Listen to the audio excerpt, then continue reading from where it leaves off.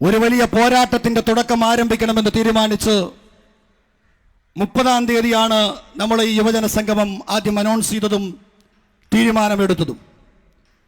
30-ാം തീയതി ബഹുമാന്യനായ കേരളത്തിന്റെ പ്രതിപക്ഷ നേതാവ് ബഹുമാനപ്പെട്ട ശ്രീ വി ഡി സതീശൻ നയിക്കുന്ന മലയോര മേഖലാ ജാഥ പാലക്കാട് മണ്ണാർക്കാട് സ്വീകരണമുള്ളതുകൊണ്ട് ആ ദിവസം മാറ്റി. വളരെ പെട്ടെന്നാണ് പിന്നീടുള്ള 5 ദിവസം ഇതിനുള്ള ഒരുക്കങ്ങൾ ജില്ലാ യൂത്ത് കോൺഗ്രസ് കമ്മിറ്റിയുടെ നേതൃത്വത്തിൽ ഇവിടെ നടത്തിയത്. ഈ മുദ്രാവാക്യം ഒന്ന് മുഖത്ത് നോക്കി പറയാൻ ധൈര്യമുള്ള ഒരു നേതാവ് അഭിമാനത്തോടു കൂടി പറയുന്നു. ശ്രീ രാഹുൽ ഗാന്ധി എന്ന് പറയുന്ന പ്രിയപ്പെട്ട നേതാവാണ് ഇന്ത്യൻ പാർലമെന്റിൽ അത് പറഞ്ഞത്. അഥവാ നമ്മുടെ ജനാധിപത്യം തകരുകയാണ്. നമ്മുടെ ജനാധിപത്യത്തെ വ്യവസ്ഥകളെല്ലാം മറിച്ചുകൊണ്ടിരിക്കുന്ന ഒരു സാഹചര്യം. അതോടൊപ്പം തന്നെ മതേതരത്വം, ആ മതേതരത്വത്തെയും തകർക്കുന്നു. ഇന്ത്യയിലെ കഴിഞ്ഞ ദിവസം JPC പോലും, ആ JPCയിലെ പ്രതിപക്ഷ അംഗങ്ങളെ പോലും നോക്കുകുത്തിയാക്കിക്കൊണ്ട് വഖഫ് നിയമവുമായി ബന്ധപ്പെട്ട് പ്രതിപക്ഷത്തിന്റെ ശബ്ദം കേൾക്കാതെ 14 ഭേദഗതികൾ പറഞ്ഞിട്ട് ആ ഭേദഗതികൾ അംഗീകരിക്കാതെ പ്രിയപ്പെട്ടവരെ നമ്മുടെ നേരെ ഈ രാജ്യത്തെ മതേതര രാജ്യമായ ഇന്ത്യയിൽ അവിടെ ഒരു മതത്തിന്റെ വിഷയത്തിൽ മാത്രം ഒരു പുതിയ നിയമവുമായി കടന്നു വരുന്നത് ഈ രാജ്യത്തിന്റെ ഭരണഘടനയോടുള്ള വെല്ലുവിളിയാണ്. ഇത് പറയാനാണ് പ്രിയപ്പെട്ടവരെ നമ്മൾ മുന്നോട്ട് വരുന്നത്.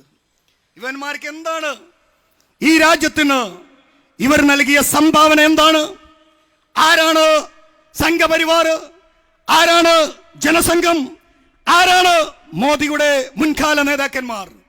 ഇന്ത്യയുടെ സ്വാതന്ത്ര്യ സമര പോരാട്ടത്തിന് വേണ്ടി, ഇന്ത്യൻ സ്വാതന്ത്ര്യ സമര പോരാട്ടത്തിന് എല്ലാം ത്യജിച്ചുകൊണ്ട് ഈ രാജ്യത്തിന്റെ ഒരു സ്വാതന്ത്ര്യത്തിന് വേണ്ടി പ്രിയപ്പെട്ടവരെ ഇവിടെ പോരാടിയത് കോൺഗ്രസ് ആണ്, ഗാന്ധിയാണ്, നെഹ്റുവാണ്, സർദാർ വല്ലഭായ് പട്ടേലാണ്, മൗലാന അബുൽ കലാം ആസാദ് ഉൾപ്പെടെയുള്ള നേതാക്കന്മാരുടെ ത്യാഗമായി എത്രയോ ആയിരക്കണക്കിന് വരുന്നവരുടെ രക്തസാക്ഷിത്വം ഈ രാജ്യത്തിന്റെ സ്വാതന്ത്ര്യത്തിന് വേണ്ടി പോരാടിയെങ്കിൽ RSSന്റെ ഈ രാജ്യത്തിന് വേണ്ടി അവരുടെ സംഭാവന എന്താണ്?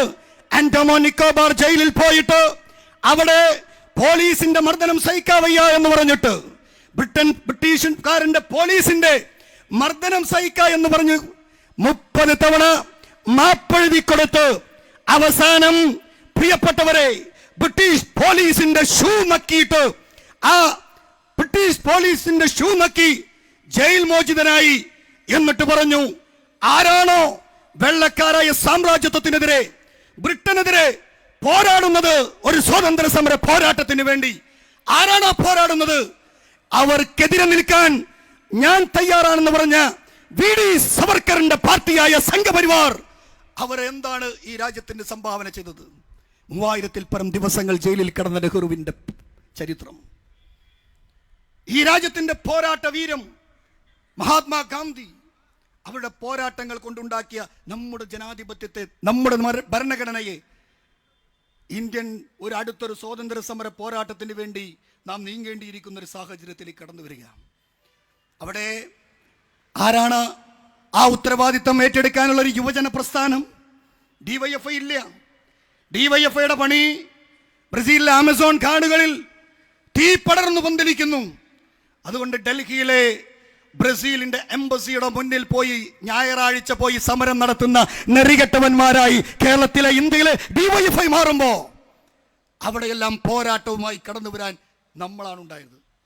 അതുകൊണ്ടാണ് ഇന്ത്യയുടെ ജനാധിപത്യത്തിന് വേണ്ടി നമ്മൾ ഒരുമിക്കുകയാണ്. ഏകാധിപത്യത്തിന് മുന്നിൽ ഇന്ത്യൻ ഭരണഘടനയാണ് ആയുധം. നിങ്ങൾക്കറിയില്ലേ, 925-ൽ രൂപീകൃതമായ മനുസ്മൃതി 100 വർഷങ്ങൾക്കപ്പുറം കഴിഞ്ഞാൽ ഒരു മതരാജ്യമാക്കാൻ വേണ്ടി ശ്രമിക്കുന്നു എന്നുള്ളതാണ്. എന്ന് വെച്ചാൽ 2025 അവിടെ സംഘപരിവാറിന്റെ നേതൃത്വത്തിൽ ഒരു വലിയ സന്യാസി സമ്മേളനം നടക്കാൻ പോവുകയാണ് 2025-ൽ. എവിടെയെന്നറിയോ? ഉത്തർപ്രദേശിലെ ലക്നൌവിൽ. ആ സമ്മേളനത്തിൽ വെച്ച് 750 പേജുള്ള ഒരു കരട് ഭരണഘടന തയ്യാറാക്കിയിരിക്കുന്നു. അത്രേ. BR അംബേദ്കർ, നിങ്ങൾക്കറിയാം, ആ BR അംബേദ്കർ ഡ്രാഫ്റ്റിംഗ് കമ്മിറ്റിയുടെ ചെയർമാനായി 2 വർഷവും 11 മാസവും 13 ദിവസവും എടുത്തുകൊണ്ട് ഇന്ത്യയുടെ ലോകത്തിലെ ഏറ്റവും വലിയ ലിഖിതമായ ഭരണഘടന നമുക്കുണ്ടായ ആ ഭരണഘടനയെ തൽക്കാലത്തേക്ക് മാറ്റി നിർത്തപ്പെടാൻ വേണ്ടി തീരുമാനിക്കുന്നു സംഘപരിവാർ. ഈ 750 പേജുള്ള ഭരണഘടന, ആ ഭരണഘടനയിൽ ആദ്യം എഴുതുന്നു, ഇന്ത്യ ഇനിയൊരു ജനാധിപത്യ മതേതര രാജ്യമേ അല്ല. ഇന്ത്യ ഒരു മതരാജ്യമാകാൻ വേണ്ടി ഈ ഭരണഘടന തീരുമാനിക്കുന്നു അത്രേ. രണ്ടാമത് പറയുന്നത്, ഇന്ത്യയിലെ മുസ്ലിങ്ങൾക്ക് ഇനി തെരഞ്ഞെടുപ്പിൽ മത്സരിക്കാൻ പാടില്ലത്രേ. മൂന്നാമത് പറയുന്നു, ഇന്ത്യയിലെ ഇനി ഒരു മുസ്ലിമിനും വോട്ടവകാശമില്ല. ഈ ഭരണഘടന ഇവിടെ 2025 ഉത്തർപ്രദേശിൽ പ്രിയപ്പെട്ടവരെ ഒരു സമ്മേളനം നടത്തിയിട്ട് അവിടെ വെച്ച് പ്രഖ്യാപിക്കാൻ പോവുകയാണ്. പക്ഷേ ഇതെന്നോ തീരുമാനിച്ചതാണ്. 2024 ലോക്സഭാ തെരഞ്ഞെടുപ്പിന് മുമ്പ് ഇവിടെ തീരുമാനമെടുത്ത കാര്യമാണ്. ഇങ്ങനെ ഒരു ഭരണഘടന തുടങ്ങണം, ഇങ്ങനെ ഇന്ത്യയുടെ ഈ ഭരണഘടനയെ മാറ്റി വേറൊരു ഭരണഘടനയെ കൊണ്ടുവരണമെന്ന്. അതിനുവേണ്ടിയാണ് 400 പാർ നിങ്ങൾക്കറിയാം, 400 സീറ്റ്. ആ 400 സീറ്റ് കിട്ടിക്കഴിഞ്ഞാൽ കോൺഗ്രസ് നേതൃത്വം നൽകിയ മഹാനായ BR അംബേദ്കർ ഡ്രാഫ്റ്റിംഗ് കമ്മിറ്റിയുടെ ചെയർമാനായി ഇന്ന് BR അംബേദ്കറെ അവഹേളിച്ച പരിഹസിച്ച മിസ്റ്റർ അമിത്ഷാ, ഇന്ത്യയുടെ ആഭ്യന്തര വകുപ്പ് മന്ത്രി, അവരോട് പറയാനുള്ളത്, ആ പ്രിയങ്കരനായ BR അംബേദ്കർ എല്ലാം തീരുമാനമെടുത്തുണ്ടാക്കിയ ആ ഭരണഘടനയെ കാരണമാണ് നീയെല്ലാം ഇന്ത്യയുടെ ഈ മന്ത്രിസ്ഥാനത്ത് ഇരിക്കുന്നത് എന്ന് സംഘപരിവാരെ, അമിത്ഷയെ, മിസ്റ്റർ നരേന്ദ്രമോദി ഓർത്താൽ മതി എന്നാണ് ഞങ്ങൾക്ക് പറയാനുള്ളത്. ആ ഭരണഘടനയെ തകർത്തുകൊണ്ട്, ആ ഭരണഘടനക്കെതിരെ പ്രിയപ്പെട്ടവരെ സംഘപരിവാർ ശക്തികൾ വേറെ ഒരു ഭരണഘടന, ഒരു ബദൽ ഭരണഘടന കൊണ്ടുവരുമ്പോ അതിനെതിരെ നമുക്ക് ശബ്ദിക്കേണ്ടയോ? 400 സീറ്റ് ഈ രാജ്യത്തിന്റെ ഞങ്ങൾക്ക് കിട്ടിക്കഴിഞ്ഞാൽ ഈ ഭരണഘടനകൾ ചുട്ടരിക്കുമെന്ന് പറഞ്ഞ സംഘപരിവാറിന്, ഈ BJPക്ക്, നരേന്ദ്രമോദിക്ക്, അമിത്ഷാക്ക് പ്രിയപ്പെട്ടവരെ ഒരു മധുരം കൊടുത്തില്ലേ? ബഹുമാനനായ രാഹുൽ ഗാന്ധി രാജ്യത്തിന്റെ തെക്കേ അറ്റമായ കന്യാകുമാരി മുതൽ കശ്മീർ വരെ ഈ രാജ്യത്തിന്റെ മുഴുവൻ തെരുവീതികളിൽ 4000-ൽ പരം കിലോമീറ്ററുകൾ നടന്നുകൊണ്ട് നഗ്നപാതനായിക്കൊണ്ട് ഈ രാജ്യത്തിന്റെ മുഴുവൻ ജനങ്ങളോട് പറഞ്ഞു, ഇന്ത്യയുടെ ഭരണഘടന തകരുകയാണ്. പ്രിയപ്പെട്ട ജനങ്ങളെ, നല്ലവരായ ഇന്ത്യക്കാരെ, ഈ ഭരണഘടന തകരണമെങ്കിൽ, ഈ ഭരണഘടന പൊളിക്കണമെങ്കിൽ ഇന്ത്യയുടെ ലോക്സഭയിൽ 400 സീറ്റ് ലഭിച്ചാൽ തകരുക തന്നെ ചെയ്യും. അവർ 2/3 ഭൂരിപക്ഷം കിട്ടിയാൽ ഈ ഭരണഘടന അവർ തകർക്കും. അതുകൊണ്ട് അനുവദിക്കരുത് എന്ന് പറഞ്ഞ് രാജ്യത്തിന്റെ മുക്കുമൂലയിൽ പ്രിയപ്പെട്ടവരെ 4000 കിലോമീറ്ററുകൾ നടന്നുകൊണ്ട് 6000-ൽ പരം കിലോമീറ്ററുകൾ അദ്ദേഹം വേറെയും ഈ രാജ്യത്ത് സഞ്ചരിച്ച് ജനങ്ങളോട് പറഞ്ഞപ്പോ നിങ്ങൾ കണ്ടില്ലേ, 400 സീറ്റിൽ അധികാരത്തിലേക്ക് കടന്നു വരുമെന്ന് പറഞ്ഞ് BJPയെ കേവല ഭൂരിപക്ഷത്തിൽ പോലും എത്തിക്കാത്ത ഈ രാജ്യമാണ് നമുക്ക് പ്രതീക്ഷ. അതിന് നേതൃത്വം കൊടുത്ത നേതാവാണ് ശ്രീ രാഹുൽ ഗാന്ധി എന്ന് പറയുന്ന പ്രിയപ്പെട്ട നമ്മുടെ നായകൻ എന്നുള്ളത് നിങ്ങൾ ഓർക്കണം. അനുവദിച്ചില്ല, നമ്മൾ കേവലം ഒരു 272 സീറ്റ് പോലും കിട്ടിയില്ല. ആന്ധ്രാപ്രദേശിലെ ചന്ദ്രബാബു നായിഡുവിനെയും നിതീഷ് കുമാറിനെയും ചേർത്ത് പിടിച്ചിട്ടാണ് ഈ ഭരണം മുന്നോട്ട് പോകുന്നത്. അതുകൊണ്ട് ഒരു കാര്യം ഉറപ്പാണ്, ഇത് എത്ര കാലം മുന്നോട്ട് പോകുമെന്നറിയില്ല. ഈ ഒരു ബഡ്ജറ്റ് വരുമ്പോ ബഡ്ജറ്റിന്റെ 90% വിഹിതവും കടന്നു പോകുന്നത് ബീഹാറിലേക്കാണ്, ആന്ധ്രാപ്രദേശിലേക്കാണ്. ഭയം, ഈ ഭരണം ഞങ്ങളിൽ നിന്നും ഇല്ലാതെയാകുമോ എന്നുള്ള ഭയമാണ്. അതുകൊണ്ട് പ്രിയപ്പെട്ടവരെ, ഈ ഭരണഘടനയെ സംരക്ഷിക്കാൻ അവസാനത്തെ നമ്മുടെ രക്തം അതിനു വേണ്ടി നമ്മൾ സമർപ്പിക്കാൻ തയ്യാറായിരിക്കുന്നു എന്നുള്ളതാണ് ഈ യുവജന സംഘം നിങ്ങൾക്ക് നൽകുന്നത്. ഈ ഭരണഘടനയെ തകർക്കാൻ നമ്മൾ അനുവദിക്കില്ല. ആ പോരാട്ടത്തിൽ നമുക്ക് അതിൻ്റെ തുടക്കമായിട്ട് നമുക്കിതിനെ കാണാം. ഞാൻ പ്രിയപ്പെട്ട നേതാക്കന്മാർ ഇവിടെ സംസാരിക്കും. ഔദ്യോഗികമായി നമ്മുടെ ഔപചാരിക പരിപാടികൾ ആരംഭിക്കുന്നതേ ഉള്ളൂ. ഒരിക്കൽ കൂടി നമ്മുടെ എല്ലാ സഹപ്രവർത്തകരും ഇങ്ങോട്ട് കടന്നിരിക്കണം. ആ ഭരണഘടനയെ സംരക്ഷിക്കാനുള്ള പോരാട്ടം നടത്തുമ്പോൾ പാലക്കാട് നിൽക്കുമ്പോൾ നമുക്ക് വേറൊരു കാര്യം കൂടി പറയാതിരിക്കാൻ കഴിയില്ല. പാലക്കാട് മലമ്പുഴയിൽ, ആ മലമ്പുഴയിലെ ജലചൂഷണം നടത്തിക്കൊണ്ട് ഒരു ബ്രൂവറി, ഒരു വലിയ ഒയാസിസ് എന്ന് പറയുന്ന കമ്പനിക്ക് വേണ്ടി ഏൽപ്പിക്കാൻ തീരുമാനിച്ചിരിക്കുകയാണ്. ഏതാണ് ഈ പാലക്കാട്?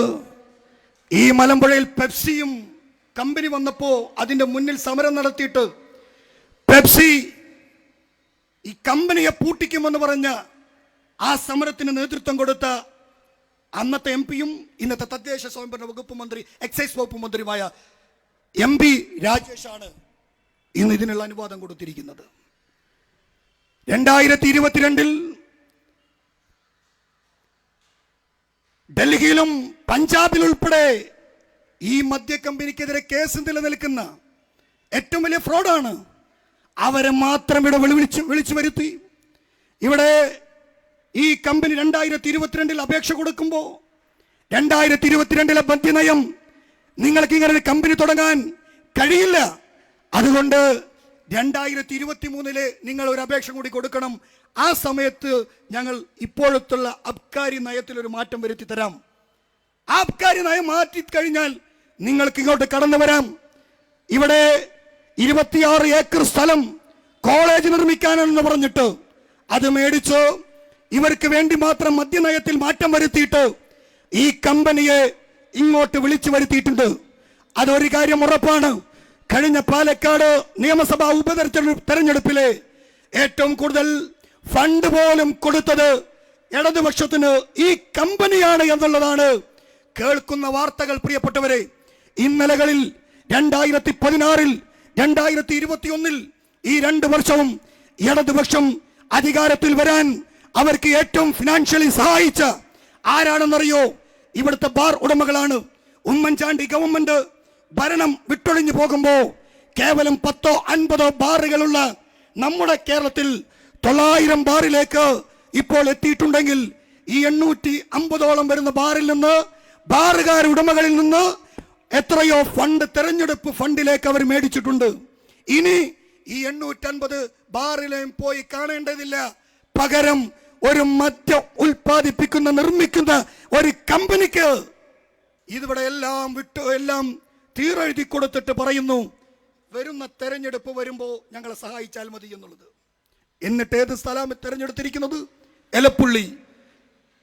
നിങ്ങൾക്കറിയാം, അടുത്ത മാസം മാർച്ച്, ഏപ്രിൽ, മെയ് മാസങ്ങളിൽ ഒരു തുള്ളി വെള്ളം കുടിക്കാൻ പോലും കഴിയാത്ത ആ നാട്ടിലേക്കാണ് ഒരു ദിവസം ലക്ഷക്കണക്കിന് ലിറ്റർ വെള്ളം ഒരു മദ്യമുണ്ടാക്കാൻ വേണ്ടി അവർ നൽകാൻ തീരുമാനിച്ചപ്പോ അതിന്റെ മുന്നിൽ ആദ്യമായി സമര പോരാട്ടവുമായി കടന്നു വന്നത്, അഭിമാനത്തോടു കൂടി പറയുന്നു, ഈ ത്രിവർണത്തിൽ മുങ്ങി നിൽക്കുന്ന ഇന്ത്യൻ യൂത്ത് കോൺഗ്രസ് പറയുന്നു, അതിനെതിരെ പോരാട്ടം നമ്മളാണ് ആരംഭിച്ചത്.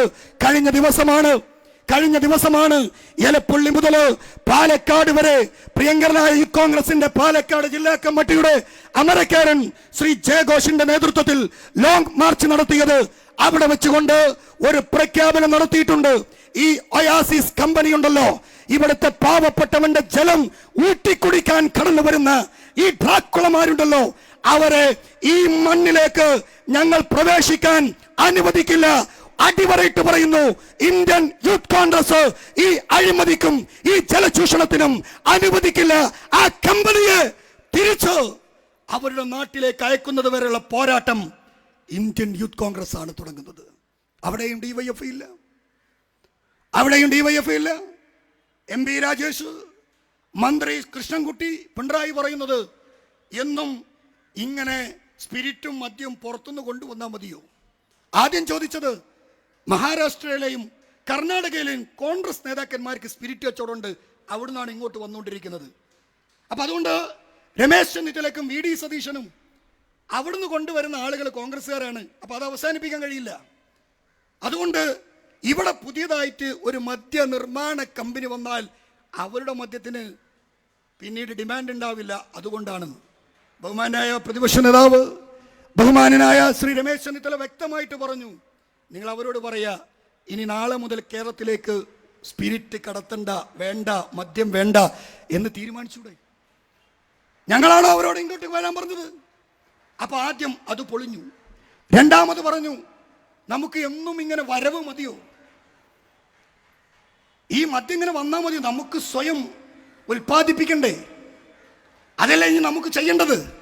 അപ്പൊ നമ്മൾ പറയുമ്പോൾ കേൾക്കും, അദ്ദേഹം പറയും 4200 കോടിയുടെ GST. അതിപ്പോ കർണാടകയാണ് കിട്ടുന്നത്, അത് നമുക്ക് കിട്ടിക്കൂടെ? ആ മന്ത്രിയോട് തിരിച്ചു ചോദിക്കാനുള്ളത്, പച്ചക്കറി വരുന്നതും തമിഴ്നാട്ടിൽ നിന്നാണ്, അരി വരുന്നത് തമിഴ്നാട്ടിൽ നിന്നാണ്, ഈ നാടിന് വേണ്ട ഓരോ സാധനങ്ങളും വരുന്നത് പല സംസ്ഥാനങ്ങളിൽ നിന്നാണ്. ഒരു തീരുമാനമെടുക്കാൻ കഴിയുമോ?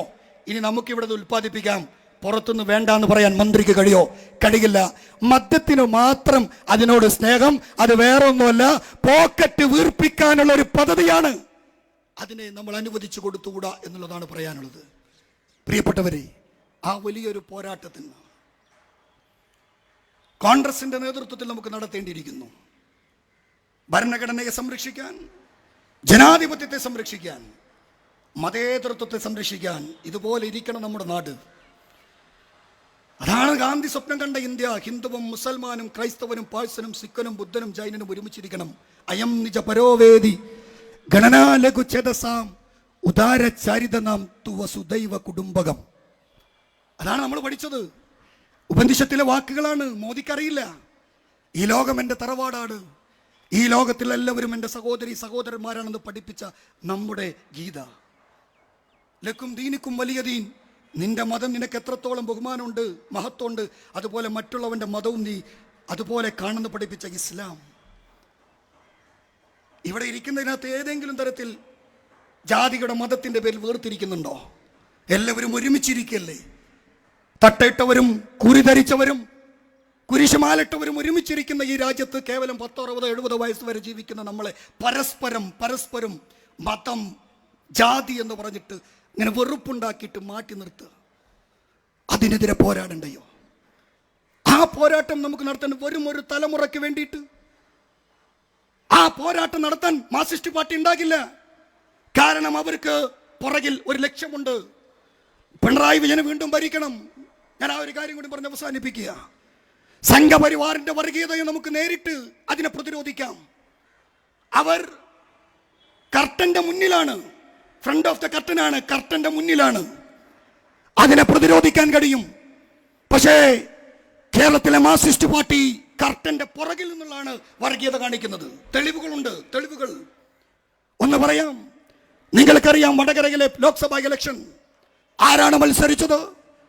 അവിടെ ഇടതുപക്ഷത്തിന്റെ സ്ഥാനാർത്ഥി ശൈലജ ടീച്ചർ അമേരിക്കന്റെ പ്രസിഡന്റ് പോലും അഭിനന്ദിച്ചു വിട്ട ഒരു മന്ത്രി. ആ മന്ത്രിയുടെ കോലം പിന്നെ കണ്ടു. 450 രൂപയുടെ ഒരു PP കിറ്റ് 1550 രൂപ മേടിച്ചു എന്ന് CNAG റിപ്പോർട്ട് കടന്നു വന്നപ്പോ നമ്മൾ കണ്ടു അതിന്റെ അവസ്ഥ എന്താണെന്ന്. പക്ഷേ ആ ശൈലജ ടീച്ചറിനെ പോലുള്ള ഒരു നേതാവോട് മത്സരിക്കുമ്പോ അതിന് അതേ രീതിയിൽ മറുപടി കൊടുക്കാൻ ഒരു സ്ഥാനാർത്ഥി വേണമെന്ന് ഓൾ ഇന്ത്യ കോൺഗ്രസ് കമ്മിറ്റി തീരുമാനിച്ചപ്പോൾ ആ സ്ഥാനാർത്ഥി ശ്രീ രാഹുൽ ഗാന്ധി കണ്ടെത്തിയത്, ശ്രീമതി സോണിയാഗാന്ധി കണ്ടെത്തിയത്, ഈ നാട് കണ്ടെത്തിയത്, കോൺഗ്രസ് കണ്ടെത്തിയത്, പാലക്കാട് നിന്നും ശ്രീ ഷാഫി പറമ്പിൽ വടകരയിൽ മത്സരിക്കണമെന്നാണ് തീരുമാനിച്ചത്. വടകരയിൽ പോയി അവിടെ കിട്ടിയ അദ്ദേഹത്തിന്റെ സ്വീകാര്യത, ജനം അദ്ദേഹത്തെ ഏറ്റെടുത്ത് നമ്മൾ കണ്ടതാണ്. അവസാനം ഷാഫി പറമ്പിൽ തോൽക്കാൻ വേണ്ടി അവർ ചെയ്തത് എന്താ? പ്രചരണം എങ്ങനെയായിരുന്നു നമ്മൾ നേരിട്ട് കണ്ടതാണ്. സഹപ്രവർത്തകർ അവിടെ നിൽക്കുന്നുണ്ട്. നിഹാൽ അരുൺ ഉൾപ്പെടെ ഫുൾ ടൈം അവിടെ പ്രവർത്തിച്ചവരാ. പുലർച്ചെ 4:30 മണി വരെ. ഞാൻ ഇതുവരെ ഒരു 10-12 വർഷമായി സജീവ രാഷ്ട്രീയത്തിൽ നിൽക്കുന്ന ഒരാളാണ്. പക്ഷേ ഇതുവരെ ഒരു ഇലക്ഷനിലും ഒരു സ്ഥാനാർത്ഥിക്കും പുലർച്ചെ 4 മണിക്ക് സ്വീകരണം കിട്ടിയത് കണ്ടിട്ടില്ല. പുലർച്ചെ 5 മണിക്ക് സ്വീകരണം ആയിരങ്ങളാണ് കുഞ്ഞുങ്ങളുമായി കടന്നു വന്നത് നമ്മൾ കണ്ടത്. ആ വടകരയുടെ മണ്ണിൽ പ്രിയപ്പെട്ടവരെ, ഷാഫിയെ തോപ്പിക്കാൻ വേണ്ടി ഷാഫിയുടെ പേര് നോക്കി, ഷാഫിയുടെ പേരിന്റെ മതം നോക്കി, അതുകൊണ്ട് അപ്പുറത്തെ മതത്തിന്റെ വോട്ട് കിട്ടണം. അതിനുവേണ്ടി ചെയ്ത പണി എന്താ? മുസ്ലിം യൂത്ത് ലീഗുകാരനായ കാസിം എന്ന് പറയുന്ന യൂത്ത് ലീഗിന്റെ പ്രവർത്തകൻ, അവൻ പോലും അറിയാതെ ഒരു സ്ക്രീൻഷോട്ട് ഉണ്ടാക്കി. നിങ്ങൾ കാഫിർ സ്ക്രീൻഷോട്ട് എന്നേ കേട്ടിട്ടുള്ളൂ. അതിൽ എഴുതിയത് അറിയുമോ നിങ്ങൾക്ക്? പ്രിയപ്പെട്ടവരെ, ഇത്രയും വലിയ വിഷമാണ്. എന്താ എഴുതിയത്? 5 നേരം നമസ്കരിക്കുന്ന ഷാഫി പറമ്പിലിനെ വേണ്ടേ നമുക്ക്? 5 നേരം നമസ്കരിക്കുന്ന ഷാഫി പറമ്പിൽ മതി നമുക്ക്. കാഫിറായ ശൈലജ വേണ്ട. ഇത് താഴെ തട്ടിലുള്ള പല ഗ്രൂപ്പുകളിലേക്കും കടന്നുപോയി. പല ഗ്രൂപ്പുകളിലും, പല വാട്സാപ്പ് ഗ്രൂപ്പുകളും സോഷ്യൽ മീഡിയയിലും ഇത് പ്രചരിപ്പിച്ചു.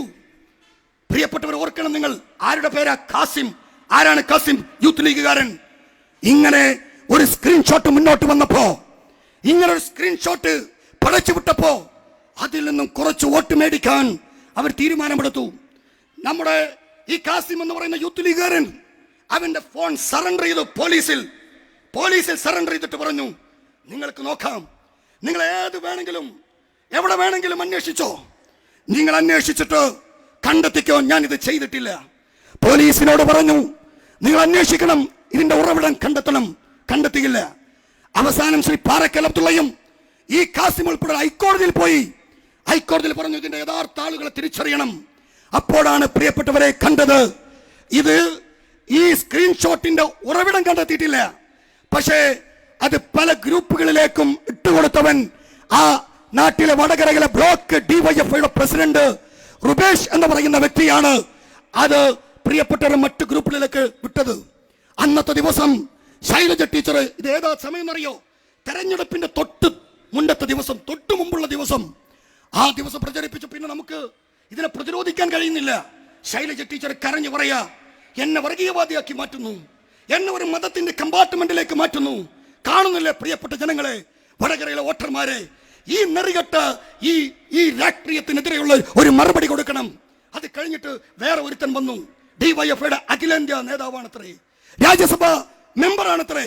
അവൻ വന്നിട്ട് പറയാണ്, ഷാഫി പറമ്പിൽ ഈ കേരളം കണ്ട ഏറ്റവും വലിയ പൊളിറ്റിക്കൽ പോയസനാണെന്ന്, ഷാഫി പറമ്പിൽ ഏറ്റവും വലിയ രാഷ്ട്രീയ വിഷമാണെന്ന് പറഞ്ഞിട്ട് ഈ എരണം കെട്ടവൻ, ഈ പറയുന്ന റഹീം വന്നിട്ടും അവിടെ വന്നിട്ട് പ്രസംഗിച്ചു. പ്രിയപ്പെട്ടവരെ, വർഗീയതയ 3 തവണ ഈ പാലക്കാട്, ഏതാണ് ഈ പാലക്കാട്, ഈ നഗരസഭ എത്രയോ വർഷമായി ഭരിക്കുന്ന ബി ജെ പിക്ക് എത്രയോ സംഘടനാ പ്രവർത്തനം നടക്കുന്ന പാലക്കാട്, 3 തവണ പാലക്കാട് മത്സരിച്ച ഷാഫി പറമ്പിൽ ഇങ്ങനെ ഒരു അവസ്ഥ ഉണ്ടായിട്ടില്ല. ഇതുപോലത്തെ ഒരു പ്രചരണം BJP നമ്മൾ കണ്ടിട്ടില്ല. പക്ഷെ കണ്ടത് CPM ൽ നിന്ന. അവസാനം റഹീമിന്റെ പൊളിറ്റിക്കൽ പോയസനും ഈ കാഫിർ സ്ക്രീൻഷോട്ടിനും ഈ ജനാധിപത്യ കേരളത്തിന്റെ ഉത്ഭുതരായ വടകരയുടെ വോട്ടർമാർ, പ്രിയപ്പെട്ടവരെ, അവരുടെ മുന്നിൽ ഈ വർഗീയ വിഷം നടക്കില്ല. നിങ്ങൾ ഞങ്ങളെ ഇങ്ങനെ കമ്പാർട്ട്മെന്റായി തിരിക്കാൻ CPM അല്ല, സംഘപരിവാറല്ല, നിങ്ങൾ വിചാരിച്ചാൽ നടക്കില്ലെന്ന് പറഞ്ഞ് തെരഞ്ഞെടുപ്പിന്റെ റിസൾട്ട് വന്നപ്പോ ഇവർക്കെല്ലാവർക്കുള്ള മറുപടിയായി 1,14,000-ൽ പരം വോട്ടിന് ജയിച്ച പ്രിയപ്പെട്ടവനാണ് ശ്രീമാൻ ഷാഫി പറമ്പിലെന്ന് ഓർക്കണം പ്രിയപ്പെട്ടവരെ. അവിടെ ഒരു വർഗീയത തീർന്നില്ല, അതോടുകൂടി അവസാനിക്കുമെന്ന് നമ്മൾ ആലോചിച്ചു. രണ്ടാമത് വീണ്ടും പാലക്കാട് ഉപതെരഞ്ഞെടുപ്പ്. മത്സരിക്കുന്നത് രാഹുൽ മാങ്കൂട്ടത്തിൽ. മതം നോക്കുന്നു, ജാതി നോക്കുന്നു, അപ്പുറത്തെ മതത്തിന്റെ വോട്ട് പിടിക്കണം. സന്ദീപ് വാര്യർ 2 ദിവസം മുന്നേ കോൺഗ്രസിൽ വരുന്നു. നേരെ സന്ദീപ് വാര്യരുടെ പഴയ ഉള്ള പോസ്റ്റും ഇല്ലാത്ത പോസ്റ്റും 2 പത്രങ്ങളിൽ, മുസ്ലിം വിഭാഗത്തിലെ പ്രധാനപ്പെട്ട 2 പത്രം, സുന്നി വിഭാഗത്തിലെ ഒന്ന് സുപ്രഭാതം, ഒന്ന് സിറാജ്. മുന്നിൽ കൊടുത്തത് എന്താ? ഇന്ത്യയിലെ മുഴുവൻ മുസ്ലിങ്ങളെ പാകിസ്ഥാനിലേക്ക് അയക്കണം, സന്ദീപ് വാര്യർ. അന്ന് പല ആളുകളോട് ചോദിച്ചു, എത്ര നിങ്ങൾക്ക് സർക്കുലേഷൻ എങ്ങനെ ഉണ്ടെന്ന് ചോദിച്ചപ്പോൾ വളരെ കുറവുള്ളൂ.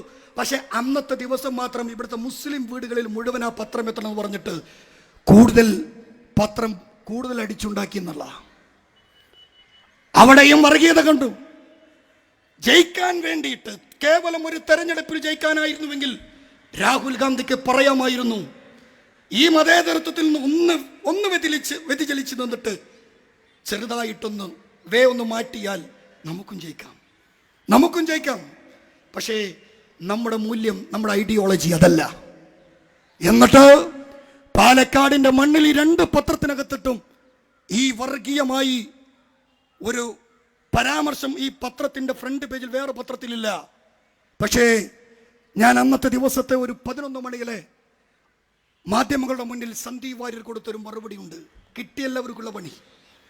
അദ്ദേഹം പറഞ്ഞു, ഞാൻ സംഘപരിവാറായിരുന്നു, ഞാൻ RSS ആയിരുന്നു, ഞാൻ BJP ആയിരുന്നു. ആ പാർട്ടിയിൽ നിൽക്കുമ്പോൾ അതിൻ്റെ ഐഡിയോളജി പ്രകാരം ഞാൻ പ്രവർത്തിച്ചിട്ടുണ്ട്, 100% കമ്മിറ്റഡ് ആയിട്ട് ഞാൻ അതിൽ നിന്നിട്ടുണ്ട്. ഞാൻ പറഞ്ഞിട്ടുണ്ട്, ഇന്നലെ വരെ വർഗീയതയാണ് എൻ്റെ തലച്ചോറിൽ അവർ സിറിഞ്ച് ചെയ്തത്. ഞാനത് പറഞ്ഞു, ഞാനത് പ്രചരിപ്പിച്ചു. ഞാൻ എൻ്റെ ഫേസ്ബുക്കിൽ ഇന്നുണ്ട്. ഞാൻ ഡിലീറ്റ് ചെയ്തിട്ടില്ല. കാരണം ഇന്നലെ വരെ ഞാൻ അങ്ങനെയായിരുന്നു. ആ പ്രത്യയശാസ്ത്രം എൻ്റെ അങ്ങനെയായിരുന്നു. അതുകൊണ്ടാണ് അദ്ദേഹത്തിന്റെ വാക്ക് പറഞ്ഞത്. വെറുപ്പിന്റെ കമ്പോളത്തിൽ നിന്നും അദ്ദേഹം ഈ ഓഫീസിലേക്ക് കടന്നു വരുമ്പോൾ പറയാ, വെറുപ്പിന്റെ കമ്പോളത്തിൽ നിന്നും ഞാനിതാ സ്നേഹത്തിന്റെ കടയായ ഇന്ത്യൻ നാഷണൽ കോൺഗ്രസ് പ്രസ്ഥാനത്തിലേക്ക് കടന്നു വരുന്നു എന്ന് പറഞ്ഞ് ഈ പാർട്ടിയിലേക്ക് കടന്നു വന്ന ശ്രീ സന്ദീപ് വാര്യർ അദ്ദേഹം മറുപടി ലാസ്റ്റ് കൊടുത്തു. നിങ്ങൾക്ക് മക്കയിലെ 2ാം ഖലീഫയായ ഉമറിന്റെ ചരിത്രം അറിയില്ലയോ എന്നൊരൊറ്റ ചോദ്യം. ആ ചോദ്യത്തോടു കൂടി എല്ലാം കഴിഞ്ഞു.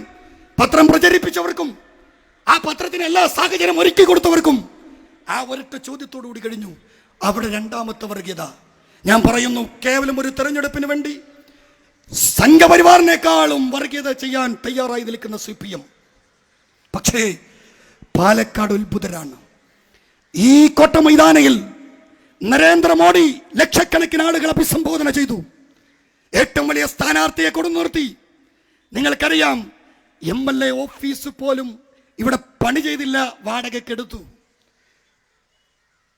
ആ MLA ഓഫീസ് പണി ചെയ്ത ആ സ്ഥാനാർത്ഥിയെ MLAയും മുഖ്യമന്ത്രി വരെ പ്രഖ്യാപിച്ചവരെ ഈ മണ്ണിൽ നിന്നും ഓടിച്ച ചരിത്രമുണ്ട് ഇന്ത്യൻ നാഷണൽ കോൺഗ്രസിനെ എന്ന് പ്രിയപ്പെട്ടവരെ നിങ്ങൾ ഓർക്കണം. അവിടെ ഷാഫി വിജയിച്ചു, ഷാഫി പറമ്പിൽ. അതിനുശേഷം ഈ തെരഞ്ഞെടുപ്പിൽ ഇതുപോലെ വർഗീയത. പക്ഷേ പാലക്കാട് അത്ഭുതരാണ്, പാലക്കാട് മതേതരവാദികളാണ്, പാലക്കാട് ജനാധിപത്യവാദികളാണ്. അവർ പറഞ്ഞു, ഈ വർഗീയത ഇവിടെ അങ്ങ് ഏശില്ല. ഈ പാലക്കാടിന്റെ ചരിത്രത്തിലെ ഏറ്റവും വലിയ ഭൂരിപക്ഷമായ 18,400 വോട്ടിന് പാലക്കാടിന്റെ മണ്ണിൽ വിജയത്തിന്റെ മഞ്ഞപ്പതാക. പ്രിയപ്പെട്ടവരെ, ഈ വർഗീയവാദികൾക്ക് ഇവിടെ സംഘപരിവാറിന്റെ വർഗീയത, ഹിന്ദുവിനെയും മുസൽമാനെയും പരസ്പരം പോരടിക്കാൻ വേണ്ടി ഇവിടെ ഡയറക്റ്റ് ഇവിടെ മുന്നോട്ട് വരുന്ന ഇവിടുത്തെ BJPയും സംഘപരിവാറും, അപ്പുറത്ത് കർട്ടന്റെ പുറകിൽ നിന്ന് ഈ കേവലം ഒരു തെരഞ്ഞെടുപ്പിൽ ജയിക്കാൻ വേണ്ടി വർഗീയത കാണിക്കുന്ന communist party of India Marxist, അതിന്റെ തലവൻ പിണറായി വിജയനും മറുപടി കൊടുത്തു. ഈ പാലക്കാടിന്റെ മണ്ണിൽ, ഈ കേരളത്തിന്റെ മണ്ണിൽ ഇനിയും വരും ഈ അവിശുദ്ധ കൂട്ടുകെട്ട്. ആ അവിശുദ്ധ കൂട്ടുകെട്ട് വരുമ്പോ അതിനെതിരെ പോരാടാൻ നമ്മൾ ഉണ്ടാകണം. പ്രിയപ്പെട്ട സഹപ്രവർത്തകരെ, ഈ ജനാധിപത്യത്തിന് വേണ്ടി, ഇന്ത്യയുടെ മതേതരത്വത്തിന് വേണ്ടി, ഇന്ത്യയുടെ ഭരണഘടനയ്ക്ക് വേണ്ടി ആ പോരാട്ടം നമുക്ക് തുടങ്ങണം. ആ പോരാട്ടത്തിന്റെ തുടക്കമാണ് പാലക്കാട് ജില്ലാ യൂത്ത് കോൺഗ്രസ് കമ്മിറ്റി ഇന്ന് ഈ പരിപാടിയുമായി കടന്നു വരുന്നത്.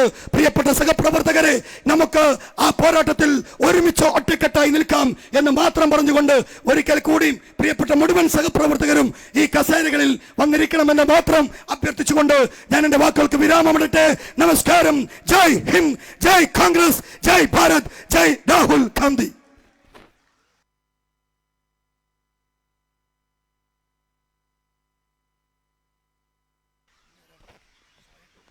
നമ്മുടെ യുവജന സംഗമത്തിൻ്റെ ഔപചാരികമായ ചടങ്ങുകളിലേക്ക് കടക്കുകയാണ്. സംസ്ഥാന യൂത്ത് കോൺഗ്രസ് കമ്മിറ്റിയുടെ മുഴുവൻ നേതാക്കളും കോൺഗ്രസിൻ്റെ നേതാക്കളും വേദിയിലേക്ക് കടന്നു വരണമെന്ന് വിനയപുരസ്സരം അഭ്യർത്ഥിക്കുന്നു. ഇവിടെ മൈതാനത്തിൻ്റെ റൈറ്റ് സൈഡിൽ നിൽക്കുന്ന മുഴുവൻ ആളുകളും ഇവിടെ ഒരുക്കിയിട്ടുള്ള കസേരകളിലേക്ക് കടന്നിരിക്കണമെന്ന് ഒരിക്കൽ കൂടി വിനയപുരസ്സരം അഭ്യർത്ഥിക്കുന്നു.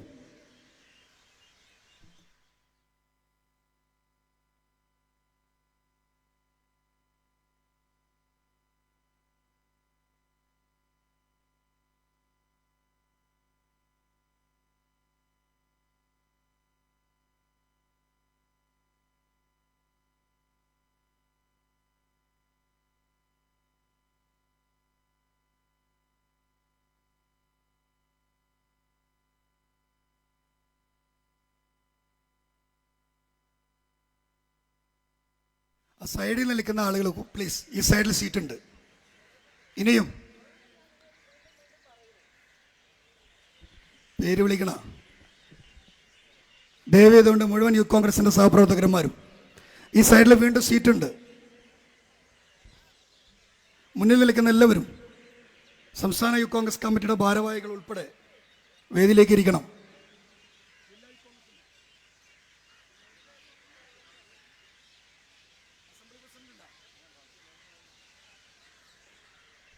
സംസ്ഥാന യൂത്ത് കോൺഗ്രസ് കമ്മിറ്റിയുടെ ഭാരവാഹികൾ, ജില്ലാ യൂത്ത് കോൺഗ്രസ് കമ്മിറ്റിയുടെ ഭാരവാഹികൾ ഈ വേദിയിലേക്ക് കടന്നിരിക്കണം. പ്രിയപ്പെട്ട നമ്മുടെ നേതാക്കന്മാർ, കോൺഗ്രസിൻ്റെ പ്രിയപ്പെട്ട നേതാക്കന്മാർ, ബാക്കി വീണ്ടും ആ പുറകിൽ നിൽക്കുന്ന ട്രാവലറിൻ്റെ ഭാഗത്ത് നിൽക്കുന്ന ആളുകളെല്ലാവരും പ്ലീസ് ഒരിക്കൽ കൂടി അഭ്യർത്ഥിക്കുകയാണ്, മുഴുവൻ യൂത്ത് കോൺഗ്രസ്സുകാരും ഇങ്ങോട്ട് കടന്നിരിക്കണം.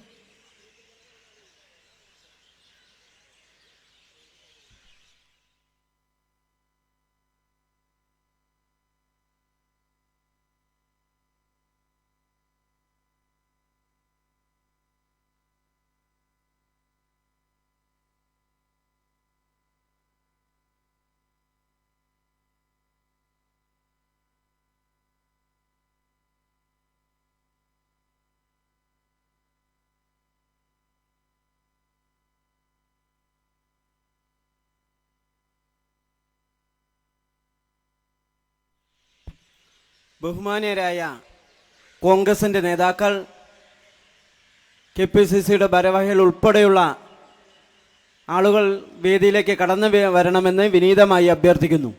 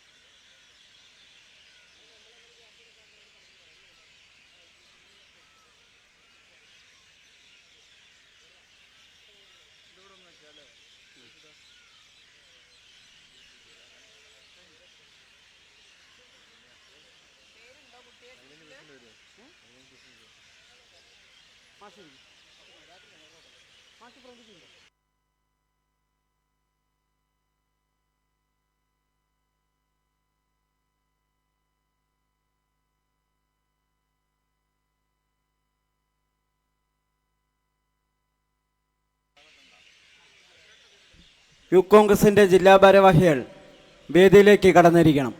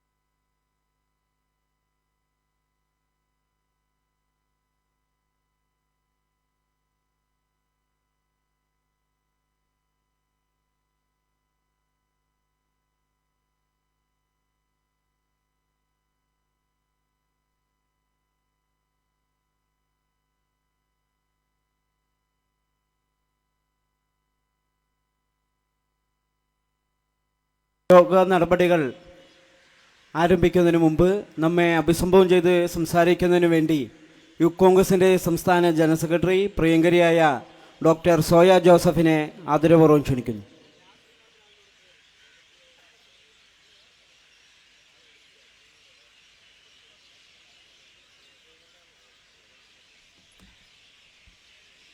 വേദിയിലിരിക്കുന്ന ഏറെ ബഹുമാന്യരായ നേതാക്കൾ, യൂത്ത് കോൺഗ്രസിൻ്റെ സംസ്ഥാന ഭാരവാഹികൾ, ജില്ലാ ഭാരവാഹികൾ, ഇവിടെ ഈ യുവജന സംഗമവുമായി ബന്ധപ്പെട്ട് ഇവിടെ എത്തിച്ചേർന്നിട്ടുള്ള ഏറെ പ്രിയപ്പെട്ട യൂത്ത് കോൺഗ്രസിൻ്റെ പ്രവർത്തകർ, മറ്റ് പോഷക സംഘടനകളുടെ പ്രവർത്തകർ, നേതാക്കൾ ഉൾപ്പെടെ എല്ലാവരെയും അഭിവാദ്യം ചെയ്യുന്നു. അങ്ങേയറ്റം അഭിമാനകരമായ ഒരു മുഹൂർത്തത്തിലാണ്, അല്ലെങ്കിൽ ഇത്തരമൊരു പരിപാടി എന്ന് പറയുന്നത് ഇന്ത്യൻ യൂത്ത് കോൺഗ്രസിനെ സംബന്ധിച്ച്, പാലക്കാട് ജില്ലാ കമ്മിറ്റിയെ സംബന്ധിച്ച് അവർ മുന്നോട്ട് വെക്കുന്ന രാഷ്ട്രീയ നിലപാടുകളുടെ ഒരു പൊൻതൂവൽ കൂടി വീണ്ടും ചാർത്തുക എന്നുള്ളത് തന്നെയാണ് ഈ പരിപാടി കൊണ്ട് പ്രിയപ്പെട്ട ജയഘോഷും കൂട്ടരും ചെയ്തു വെക്കുന്നത്. തീർച്ചയായും ആദ്യം തന്നെ ഇത്തരമൊരു യുവജന സംഗമം ഇത്രയേറെ ഭംഗിയായി ഇവിടെ സംഘടിപ്പിച്ചതിന്, ഇത്രയേറെ മനുഷ്യരെ ഇതിലേക്ക് ചേർത്ത് പിടിച്ചതിന് ആദ്യം തന്നെ പാലക്കാട് യൂത്ത് കോൺഗ്രസിന്റെ ജില്ലാ കമ്മിറ്റിയെ ഹൃദയത്തോട് ചേർത്ത് വെച്ച് അഭിനന്ദിക്കാനും അഭിവാദ്യം ചെയ്യാനും ഈ അവസരം ഉപയോഗിക്കുന്നു. ഏകാധിപത്യത്തിനെതിരെ ഭരണഘടനയാണ് ആയുധം എന്നുള്ള മുദ്രാവാക്യം ഉയർത്തിപ്പിടിച്ചുകൊണ്ടാണ് നാം ഈ സംഗമം സംഘടിപ്പിക്കുന്നത്. ഇന്ത്യയെ സംബന്ധിച്ച് എല്ലാ കാലത്തും എല്ലാ മൂല്യബോധങ്ങളോടുകൂടെയും അഭിമാനത്തോടുകൂടെ നമുക്ക് എന്തെങ്കിലും ഒന്ന് ഉയർത്തിപ്പിടിക്കാനുണ്ടെങ്കിൽ അത് ഈ രാജ്യത്തിൻ്റെ ഭരണഘടനയാണ് എന്ന് എല്ലാ കാലത്തും നമുക്ക് പറഞ്ഞു വെക്കാൻ കഴിയും. കാരണം നമുക്കൊപ്പം, നമ്മൾ മറ്റു കാര്യങ്ങൾക്കൊപ്പം ചിന്തിച്ചു വെക്കേണ്ട ചില കാര്യങ്ങളുണ്ട്. ഇന്ത്യക്കൊപ്പം സ്വാതന്ത്ര്യം ലഭിച്ച എത്രയോ രാജ്യങ്ങൾ, ഇന്ത്യയോടൊപ്പം സ്വാതന്ത്ര്യം ലഭിച്ച രാജ്യങ്ങളൊക്കെ എന്തുകൊണ്ടാണ് അവിടെ ഇപ്പോഴും രാഷ്ട്രീയമായ അസ്ഥിരത നിലനിൽക്കുന്നത് എന്ന് നിങ്ങൾ ചിന്തിക്കണം. എന്തുകൊണ്ടാണ് അവിടങ്ങളിലൊക്കെ ഇപ്പോഴും ഒരു സുസ്ഥിരമായ ഗവൺമെന്റ് ഇല്ലാതെ നിൽക്കുന്നത് എന്ന് നിങ്ങൾ ചിന്തിച്ചു നോക്കണം. അത് വെച്ച് നോക്കുമ്പോൾ ഇന്ത്യ മഹാരാജ്യത്തെ സംബന്ധിച്ച് എല്ലാ കാലത്തും രാഷ്ട്രീയമായ സുസ്ഥിരതയുള്ള ഗവൺമെന്റുകൾ ഇവിടെ ഉണ്ടായിട്ടുണ്ട്. എല്ലാ കാലത്തും രാഷ്ട്രീയമായിട്ടുള്ള മുന്നോട്ട് പോകലുകളും ഈ രാജ്യത്തെ സംബന്ധിച്ച് കൃത്യമായ വികസന മുന്നോട്ട് പോകലുകളും നമുക്കുണ്ടാകാനുള്ള ഒരേ ഒരു കാരണം എന്ന് പറയുന്നത് അത് ഈ രാജ്യത്തിൻ്റെ അടിസ്ഥാനപരമായിട്ടുള്ള ഭരണഘടനയാണ് എന്നുള്ള കാര്യത്തിൽ സംശയം വേണ്ട. കാരണം ഇന്ന് ഞാനും നിങ്ങളും ഇവിടെ ഇരിക്കുന്നു.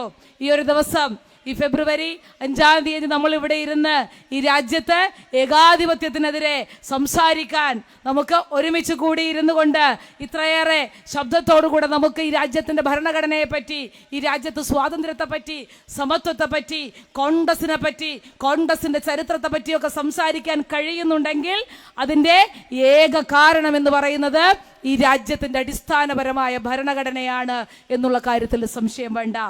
അല്ലെ, SFI-കാരൊക്കെ ഇപ്പോൾ വലിയ KSU SFI സംഘർഷങ്ങളുടെയൊക്കെ വലിയ കാലഘട്ടമാണ്.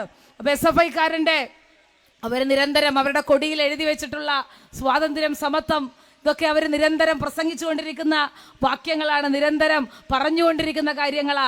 ഞങ്ങളുടെ ശുഭ്രപതാകയിൽ ഇതൊക്കെ എഴുതി വെച്ചിട്ടുണ്ട്, എഴുതി മാത്രമേ വെച്ചിട്ടുള്ളൂ എന്നുള്ളതാണ് വാസ്തവം. അവർ നിരന്തരം ആ എഴുത്തിനെ പോലും വകവരുത്തി കളഞ്ഞുകൊണ്ട് മുന്നോട്ട് പോകുന്നു.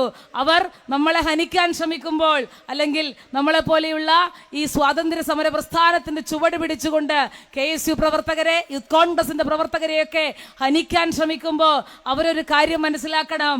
അവരുടെ പതാകയിൽ എഴുതി വെച്ചിട്ടുള്ള ആ സ്വാതന്ത്ര്യവും സമത്വവും സോഷ്യലിസവും ഇന്ന് ഈ രാജ്യത്ത് നിൽക്കുന്നത് അത് കോൺഗ്രസ് ഉണ്ടാക്കിയെടുത്ത ഭരണഘടന കൊണ്ടാണ് എന്ന് ഈ SFI-കാരൻ പോലും തിരിച്ചറിയേണ്ട രാഷ്ട്രീയ സാഹചര്യത്തിലാണ് നമ്മൾ നിൽക്കുന്നത്.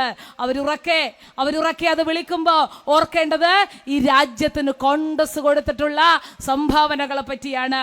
ഇങ്ങനെ ഒരു ഭരണഘടന ഈ രാജ്യത്ത് ഉണ്ടാകേണ്ടി വരുമ്പോൾ അതിന് വലിയ പ്രാധാന്യം കൊടുത്തുകൊണ്ട് അത് എത്രത്തോളം ഈ രാജ്യത്തെ മുഴുവൻ മനുഷ്യരെയും ഉൾക്കൊള്ളാൻ കഴിയുന്ന ഒന്നാക്കി മാറ്റണമെന്ന് നിർബന്ധം പിടിച്ചുകൊണ്ട് ഈ രാജ്യത്തിന്റെ ഭരണഘടന ആരംഭിക്കുന്നത് തന്നെ we the people of India എന്നുള്ള പേരിലാണ്.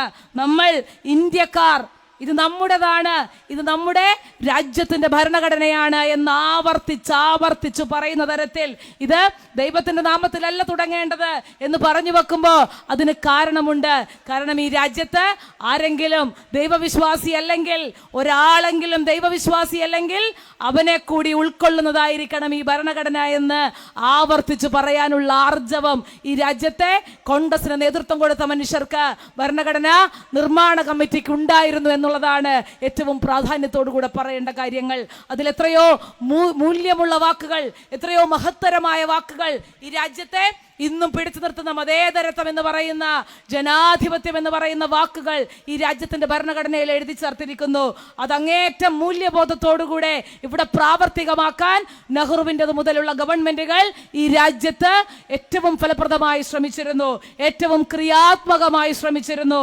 അത്രത്തോളം നെഹ്റു എന്ന് പറയുന്ന മനുഷ്യൻ ഈ രാജ്യത്തിന്റെ മതേതരത്വ മൂല്യങ്ങളെ അത്രമേൽ പ്രാധാന്യത്തോടുകൂടെ കണ്ടുകൊണ്ട് അദ്ദേഹം എല്ലാ ഘട്ടത്തിലും മതേതര മൂല്യങ്ങൾക്കുമേൽ ഒരു മുറിവ് പോലും ഏൽപ്പിക്കാൻ ഈ രാജ്യത്ത് ആരും തയ്യാറാകരുത് എന്ന് നിരന്തരം ഓർമ്മിപ്പിക്കുന്ന ഒരു പ്രവർത്തന രീതിയായിരുന്നു നെഹ്റു മുന്നോട്ട് വെച്ചതെങ്കിൽ നാം എവിടെയാണ് എത്തി നിൽക്കുന്നത് എന്ന് ചിന്തിക്കണം. നാം എവിടെയാണ് പോയി നിൽക്കുന്നത് എന്ന് ചിന്തിച്ചു നോക്കണം. ഇന്ന് ഈ രാജ്യത്ത് നടന്നുകൊണ്ടിരിക്കുന്ന കാര്യങ്ങൾ എന്തൊക്കെയാണ് എന്ന് നാം വീണ്ടും വീണ്ടും ആവർത്തിച്ച് ചിന്തിക്കാനും പഠിക്കാനും തയ്യാറാകേണ്ട ഒരു സാഹചര്യത്തിലാണുള്ളത്. അയോധ്യ പോലെയുള്ള ഒരു വിഷയം നമ്മൾ ആരും മതത്തിനോ ആരെങ്കിലും അമ്പലത്തിനോ പള്ളിക്കോ ഒന്നും നമ്മൾ എതിരല്ല. പക്ഷേ അതിലൂടെ ഒളിച്ചു കടത്താൻ ശ്രമിക്കുന്ന വർഗീയത നമ്മൾ കണ്ടു. 2024 തെരഞ്ഞെടുപ്പ് പറയുമ്പോൾ 2024 തെരഞ്ഞെടുപ്പിലെ ഏറ്റവും പ്രധാനപ്പെട്ട വിഷയം ഈ രാജ്യത്ത് അയോധ്യ നിർമ്മിച്ചതാണെന്ന് ആവർത്തിച്ച് അവർ പറയുമ്പോൾ, അയോധ്യ നിൽക്കുന്ന ഫൈസാബാദിൽ നിന്ന് ജയിച്ചതാരാണ്? അവിടെ നിന്നുള്ള MP എവിടെയാണ് ഇരിക്കുന്നത് എന്ന് നിങ്ങളൊന്ന് ഓർക്കണം. എവിടെയാണ് ഇരിക്കുന്നത്? രാഹുൽ ഗാന്ധിയുടെ പിന്നിലാണ് എന്ന് നാം ചിന്തിച്ചു നോക്കണം. കാരണം ആ മതേതരത്വത്തിന് കൃത്യമായ മുറിവേൽപ്പിച്ചുകൊണ്ട് മുന്നോട്ട് പോകാൻ BJP ശ്രമിക്കുമ്പോൾ, വർഗീയമായ അജണ്ടകൾ വീണ്ടും വീണ്ടും രാജ്യത്ത് പറഞ്ഞു വെച്ചവർ മുന്നോട്ട് പോകാൻ ശ്രമിക്കുമ്പോൾ അതല്ല മാർഗം, അതല്ല രീതി. ഇത് ജനാധിപത്യത്തിന്റെ വിധിയെഴുത്താണ്, ഇത് ജനാധിപത്യത്തിന്റെ വിധിയെഴുത്താണ് എന്ന് ആവർത്തിച്ച് പറഞ്ഞുകൊണ്ട് 2024 തെരഞ്ഞെടുപ്പുകളിൽ നമുക്ക് കൃത്യമായിട്ടുള്ള തെളിവുകൾ നമുക്ക് കാണാൻ സാധിക്കും. അത്രയേറെ ഈ രാജ്യത്തെ പിച്ചു ചീന്താൻ മണിപ്പൂർ പോലെയുള്ള ഒരു സാഹചര്യം നമ്മൾ കണ്ടു. ഈ രാജ്യത്ത് ഏറ്റവും മോശപ്പെട്ട 2024 ജനുവരി പിറക്കുമ്പോ അന്ന് മണിപ്പൂരിന്റെ തെരുവുകളിലുള്ള സ്ത്രീകൾ, അവിടുത്തെ സ്ത്രീകൾ നഗ്നരായിക്കൊണ്ട് ബലാത്സംഗം ചെയ്യപ്പെട്ടുകൊണ്ട് സ്ത്രീകൾ നടന്നു പോകുന്ന കാഴ്ച നമ്മൾ കണ്ടു. എത്രയേറെ ക്രൂരമായിട്ടുള്ള, എത്രയേറെ മോശപ്പെട്ടിട്ടുള്ള രീതികൾ നമ്മൾ കണ്ടു. ഇതൊക്കെ ഈ രാജ്യത്ത് നടമാടുമ്പോ അതിനെതിരെ ഒരക്ഷരം പോലും മിണ്ടാൻ, അതിനെതിരെ ശബ്ദിക്കാൻ, അതിനെതിരെ ഒരു തീരുമാനമെടുക്കാൻ കഴിയാത്ത ആളുകളാണ് ഈ രാജ്യം ഭരിച്ച് മുന്നോട്ട് പോകുന്നത് എന്ന് നാം ചിന്തിക്കണം. ഏറെ ബഹുമാന്യനായ പ്രിയപ്പെട്ട മുതിർന്ന നേതാവ്, പ്രിയപ്പെട്ട ശ്രീ AP അനിൽകുമാർ MLA, അദ്ദേഹം കടന്നു വരുന്നുണ്ട്. പ്രിയപ്പെട്ട യൂത്ത് കോൺഗ്രസിന്റെ സംസ്ഥാന പ്രസിഡന്റ്, വൈസ് പ്രസിഡന്റുമാരുൾപ്പെടെയുള്ള ആളുകൾ കടന്നു വരുന്നുണ്ട്. പ്രിയപ്പെട്ടവരെ, തീർച്ചയായും നമ്മളെ സംബന്ധിച്ച് നമുക്ക് മുന്നോട്ട് വെക്കാനുള്ള ഏകായുധം, ഈ രാജ്യത്തെ ഏറ്റവും ശക്തമായി പിടിച്ചു നിർത്താനുള്ള ഏകായുധം ഭരണഘടനയാണ് എന്ന് ആവർത്തിച്ച് പറയാനുള്ള ഓരോ അവസരങ്ങളെയും ഏറ്റവും രാഷ്ട്രീയപരമായി നാം മനസ്സിലാക്കുകയും ഉൾക്കൊള്ളുകയും ചെയ്യേണ്ടതുണ്ട്. ഏറെ ശക്തമായി തന്നെ അതിലെ ഓരോ വാക്കുകളും ഞാൻ നേരത്തെ പറഞ്ഞു വെച്ചതുപോലെ വി ദ പീപ്പിൾ എന്ന് പറയുമ്പോൾ അത് ഈ രാജ്യത്തെ സംഘപരിവാറുകാരുടെ ഭരണഘടനയാണ് എന്നല്ല പറഞ്ഞു വെക്കുന്നത്. അത് ഈ രാജ്യത്ത് നരേന്ദ്രമോദിയും അമിത്ഷായും ഭരിക്കുമ്പോൾ അവർ മുന്നോട്ട് വെക്കുന്ന ഭരണഘടന ആണ് എന്നല്ല പറഞ്ഞു വെക്കുന്നത്. ഇത് പറഞ്ഞു വെക്കുന്നത് ഈ രാജ്യത്തെ മുഴുവൻ മനുഷ്യരുടെയും ഭരണഘടനയാണ് എന്ന് ആവർത്തിച്ച് അത് വീണ്ടും വീണ്ടും വായിക്കപ്പെടേണ്ട രാഷ്ട്രീയ സാഹചര്യം ഈ രാജ്യത്തുണ്ടാകുന്നുണ്ട്. പുതിയ പുതിയ ചർച്ചകൾ ഭരണഘടനയെ സംബന്ധിച്ച് നടക്കുന്നു. അത് ഈ രാജ്യത്ത് ഏറ്റവും വളരെ പോസിറ്റീവായി നമ്മൾ അതിനെ ഉൾക്കൊള്ളേണ്ടതുണ്ട്, നമ്മൾ അതിനെ തിരിച്ചറിയേണ്ടതുണ്ട്. രാജ്യം ഏകാധിപത്യത്തിൽ നിന്ന് ജനാധിപത്യത്തിലേക്ക് സഞ്ചരിക്കുക എന്നുള്ളത് ഈ രാജ്യത്തിന്റെ യുവതയുടെ ഉത്തരവാദിത്തമായി മാറേണ്ട ഒരു രാഷ്ട്രീയ സാഹചര്യവുമുണ്ട്.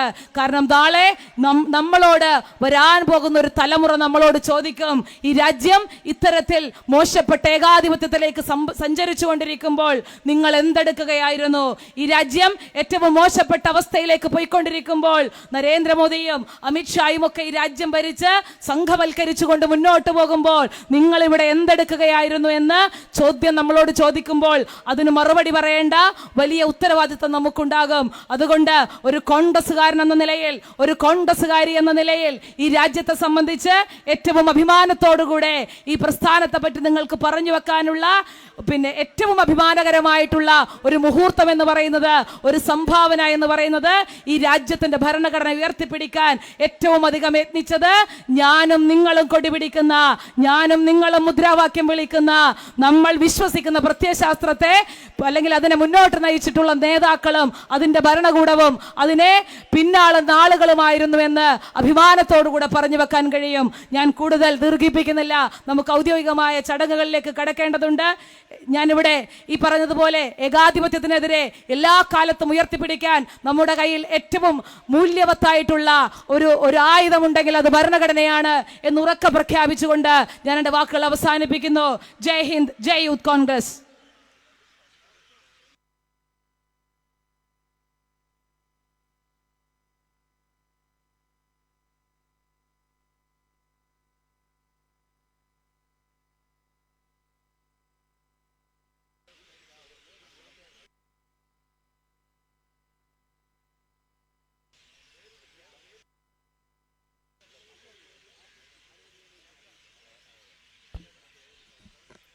യോഗ നടപടികൾ ആരംഭിക്കുകയാണ്. ആദ്യമായി പ്രാർത്ഥന.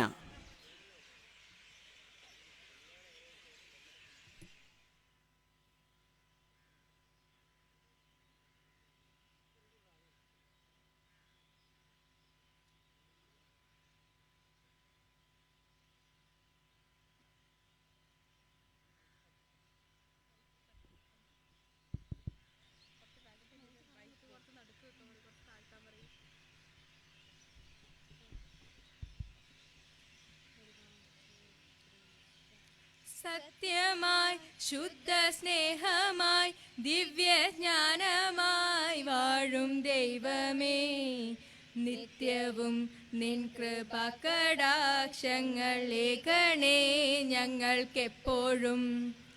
ബുദ്ധനും മഹാവിഷ്ണുവും യേശു ക്രിസ്തുവും നബിയല്ലാവും എല്ലാമേകമാണെന്ന വേദാന്തം ഞങ്ങളിൽ ദൃഢമാക്കണം, ഞങ്ങളിൽ ദൃഢമാക്കണം. സത്യവും ശുദ്ധ സ്നേഹമായി ദിവ്യസ്നാനമായി വാഴും ദൈവമേ, നിത്യവും നിൻ കൃപാകടാക്ഷങ്ങൾ ഏകണേ ഞങ്ങൾക്കെപ്പോഴും, ഏകണേ ഞങ്ങൾക്കെപ്പോഴും, ഏകണേ ഞങ്ങൾക്കെപ്പോഴും.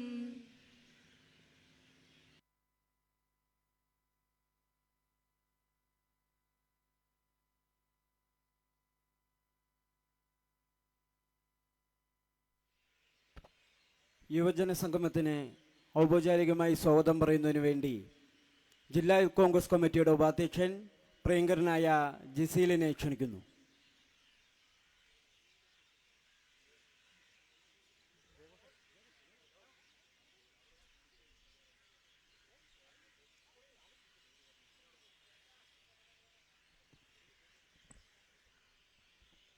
ഏറെ സ്നേഹം നിറഞ്ഞ ഈ പരിപാടിയുടെ അധ്യക്ഷൻ പ്രിയപ്പെട്ട ജയഘോഷ് ഉൾപ്പെടെ വേദിയിലിരിക്കുന്ന നേതാക്കന്മാർ, ഇവിടെ എത്തിച്ചേർന്നിട്ടുള്ള യൂത്ത് കോൺഗ്രസിൻ്റെയും കോൺഗ്രസിൻ്റെയും നേതാക്കന്മാരെ, സഹപ്രവർത്തകരെ, സുഹൃത്തുക്കളെ, ഈ രാജ്യത്തിൻ്റെ ജനാധിപത്യ മൂല്യങ്ങളെ തച്ചു തകർക്കുന്ന മതേതരത്വ മൂല്യങ്ങളെപ്പോലും ഇവിടെ അധികാരത്തിന് വേണ്ടി ജനങ്ങളെ ഭിന്നിപ്പിൻ്റെ രാഷ്ട്രീയത്തിലൂടെ കടന്നു കൊണ്ടുപോകുന്ന ഒരു കാലഘട്ടത്തിലാണ് യൂത്ത് കോൺഗ്രസിൻ്റെ പാലക്കാട് ജില്ലാ കമ്മിറ്റി യൂണിറ്റി ഫോർ ഇന്ത്യ എന്ന മുദ്രാവാക്യം ഉയർത്തിപ്പിടിച്ചുകൊണ്ട് ഇത്തരത്തിലൊരു പരിപാടി ഇവിടെ പാലക്കാട് ജില്ലക്കകത്ത് സംഘടിപ്പിക്കുന്നത്.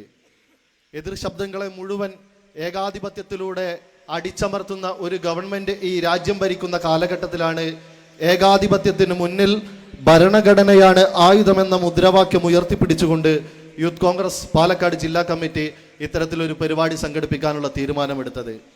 ഈ പരിപാടിക്ക് മുമ്പായി പാലക്കാട് ജില്ലക്കകത്ത് തന്നെ യൂത്ത് കോൺഗ്രസിൻ്റെ മണ്ഡലം കമ്മിറ്റികളുടെ നേതൃത്വത്തിൽ പദയാത്രകൾ ഉൾപ്പെടെ നടന്നതിൻ്റെ സമാപനമെന്നോണമാണ് ഇന്ന് ഈ പരിപാടി ഇവിടെ കോട്ടമൈതാനിൽ അരങ്ങേറുന്നത്. ആദ്യമായി തന്നെ ഈ പരിപാടിയിലേക്ക് കടന്നു വന്ന പാലക്കാട് ജില്ലാ യൂത്ത് കോൺഗ്രസ് കമ്മിറ്റി ഇങ്ങനെ ഒരു പരിപാടി ഏറ്റെടുത്തുകൊണ്ട് നടത്തുന്നുണ്ടെന്നറിഞ്ഞപ്പോൾ ഈ പരിപാടിയിലേക്ക് പാലക്കാട്ടേക്ക് കടന്നു വന്ന മുഴുവൻ സഹപ്രവർത്തകരുടെയും ഹൃദയത്തിൻ്റെ ഭാഷയിൽ അഭിവാദ്യങ്ങൾ അർപ്പിക്കുവാൻ ഈ അവസരം ഞാൻ ഉപയോഗിക്കുന്നു. നമ്മുടെ സമയം ഒരുപാട് വൈകിയതുകൊണ്ട് നമ്മുടെ നേതാക്കന്മാർ ഒരുപാട് പേര് കുറെ സംസാരിക്കാനുള്ളത് കൊണ്ടും ഞാൻ ഒരു സ്വാഗത പ്രസംഗത്തിലേക്ക് കടക്കുന്നില്ല. ആദ്യമായിട്ട് തന്നെ ഈ പരിപാടിയിലേക്ക് എത്തിച്ചേർന്നിട്ടുള്ള യൂത്ത് കോൺഗ്രസിൻ്റെ സംസ്ഥാന പ്രസിഡന്റ്, കഴിഞ്ഞ യൂത്ത് കോൺഗ്രസിൻ്റെ പുതിയ സംസ്ഥാന കമ്മിറ്റി ചാർജ് ഏറ്റെടുത്ത് ആദ്യം ഒരു വലിയ പരിപാടി എവിടെ കേരളത്തിൽ നടത്തണമെന്ന് ആലോചിച്ചപ്പോൾ അതിന് ഒന്ന് ആലോചിക്കാതെ തന്നെ ആ പരിപാടി പാലക്കാട് ജില്ലക്കകത്ത് ജനുവരി 26-ന് പാലക്കാട് വെച്ച് നടത്തി. പിന്നീട് പാലക്കാട്ടെ ജനങ്ങളുടെ പ്രിയങ്കരനായി മാറിയ പ്രിയപ്പെട്ട രാഹുൽ മാങ്കൂട്ടത്തിൽ അവരുകളെ MLA ഈ വേദിയിലേക്ക് ഹാർദവമായി സ്വാഗതം ചെയ്യുന്നു. അതുപോലെ തന്നെ ഈ പരിപാടിക്ക് ക്ഷണിച്ചപ്പോൾ മലപ്പുറത്തിൻ്റെ മണ്ണിൽ നിന്നും കേരള നിയമസഭയിലെ എക്കാലത്തും കോൺഗ്രസിൻ്റെ ശബ്ദമായി മാറിയിട്ടുള്ള വണ്ടൂരിൻ്റെ MLA പ്രിയങ്കരനായ AP അനിൽകുമാർ അവരുകളെ ഈ വേദിയിലേക്ക് ഹാർദവമായി സ്വാഗതം ചെയ്യുന്നു. പാലക്കാടിൻ്റെ മുൻ DCC പ്രസിഡന്റും മുൻ MP-യുമായിരുന്ന VS വിജയരാഘവേട്ടനെ ഈ വേദിയിലേക്ക് ഹാർദവമായി സ്വാഗതം ചെയ്യുന്നു. KPCCയുടെ ഭാരവാഹികൾ പ്രിയപ്പെട്ട ചന്ദ്രേട്ടനെ ഈ വേദിയിലേക്ക് ഹാർദവമായി സ്വാഗതം ചെയ്യുന്നു. KPCCയുടെ ജനറൽ സെക്രട്ടറി പ്രിയപ്പെട്ട തുളസി ടീച്ചറെ ഈ വേദിയിലേക്ക് ഹാർദവമായി സ്വാഗതം ചെയ്യുന്നു. മുൻ DCC പ്രസിഡന്റും KPCC അംഗവുമായ പ്രിയപ്പെട്ട CV ബാലേന്ദ്രൻ മാഷെ ഈ വേദിയിലേക്ക് ഹാർദവമായി സ്വാഗതം ചെയ്യുന്നു. KPCC സെക്രട്ടറി ഹരിഗോവിന്ദൻ മാഷെ ഈ വേദിയിലേക്ക് ഹാർദവമായി സ്വാഗതം ചെയ്യുന്നു. യൂത്ത് കോൺഗ്രസിൻ്റെ സംസ്ഥാന ഉപാധ്യക്ഷൻ അബിൻ വർക്കിയെ ഈ വേദിയിലേക്ക് ഹാർദവമായി സ്വാഗതം ചെയ്യുന്നു. യൂത്ത് കോൺഗ്രസിൻ്റെ സംസ്ഥാന ഉപാധ്യക്ഷൻ അനൂതാജ് അവറുകളെ ഈ വേദിയിലേക്ക് ഹാർദവമായി സ്വാഗതം ചെയ്യുന്നു. DCCയുടെ ഉപാധ്യക്ഷൻ സുമേഷ് അച്യുതൻ അവറുകളെ ഈ വേദിയിലേക്ക് ഹാർദവമായി സ്വാഗതം ചെയ്യുന്നു. യൂത്ത് കോൺഗ്രസിൻ്റെ സംസ്ഥാന ഭാരവാഹികളായ ജിൻഷാദ് ജിനാസ്, ജോമോൻ ജോസ്, ഷഫീഖ് അത്തിക്കോട്, വിഷ്ണു, പ്രതീഷ് മാധവൻ, ഒരുപാട് യൂത്ത് കോൺഗ്രസിൻ്റെ സംസ്ഥാന ജനറൽ സെക്രട്ടറിമാർ ഇവിടെ എത്തിച്ചേർന്നിട്ടുണ്ട്. അതുപോലെ തന്നെ യൂത്ത് കോൺഗ്രസിൻ്റെ ജില്ലാ ഭാരവാഹികൾ, യൂത്ത് കോൺഗ്രസിൻ്റെ അസംബ്ലി പ്രസിഡന്റ്മാർ, അതുപോലെ തന്നെ ഈ പരിപാടി ഏറ്റെടുത്തപ്പോൾ ഈ പരിപാടിക്ക് വേണ്ടി എല്ലാവിധ സഹകരണവും നൽകി ഈ പരിപാടിക്ക് ആളെ കൂട്ടി ഇവിടെ എത്തിച്ചേർന്ന പ്രിയപ്പെട്ട യൂത്ത് കോൺഗ്രസിൻ്റെ മണ്ഡലം പ്രസിഡന്റ്മാർ, പ്രിയപ്പെട്ട യൂത്ത് കോൺഗ്രസിൻ്റെ സഹപ്രവർത്തകർ, പ്രിയപ്പെട്ട കോൺഗ്രസിൻ്റെ നേതാക്കന്മാർ, ആരുടെയെങ്കിലും പേര് വിട്ടുപോയിട്ടുണ്ടെങ്കിൽ ക്ഷമിക്കണം. എല്ലാവരെയും ഈ യോഗത്തിലേക്ക് ഹാർദവമായി സ്വാഗതം ചെയ്തുകൊണ്ട് ഈ പരിപാടിയുടെ അധ്യക്ഷത പദം അലങ്കരിക്കുന്നതിന് വേണ്ടി പ്രിയങ്കരനായ യൂത്ത് കോൺഗ്രസിൻ്റെ ജില്ലാ അധ്യക്ഷൻ പ്രിയപ്പെട്ട KS ജയഘോഷിനെ ഹാർദവമായി സ്വാഗതം ചെയ്യുന്നു.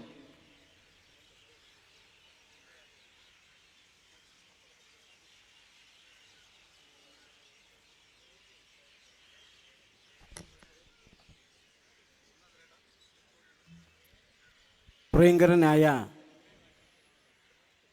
പാലക്കാട് ജില്ലയിൽ നിന്നും 3 മുഖ്യമന്ത്രിമാരെ പാലക്കാട് സംഭാവന ചെയ്തിട്ടും പാലക്കാടിന് സ്വന്തമായി ഒരു മെഡിക്കൽ കോളേജ് ലഭിച്ചിരുന്നില്ല. ആ പാലക്കാടിന് സ്വന്തമായി മെഡിക്കൽ കോളേജ് സമ്മാനിച്ച മുൻ മന്ത്രിയും കോൺഗ്രസ് രാഷ്ട്രീയകാര്യ സമിതി അംഗവുമായ പ്രിയങ്കരനായ AP അനിൽകുമാർ MLA അവർകൾ, സംസ്ഥാന യൂത്ത് കോൺഗ്രസ് കമ്മിറ്റിയുടെ പ്രിയങ്കരനായ പ്രസിഡന്റ് പാലക്കാട് MLA കൂടിയായ രാഹുൽ മാങ്കൂട്ടത്തിൽ അവർകൾ,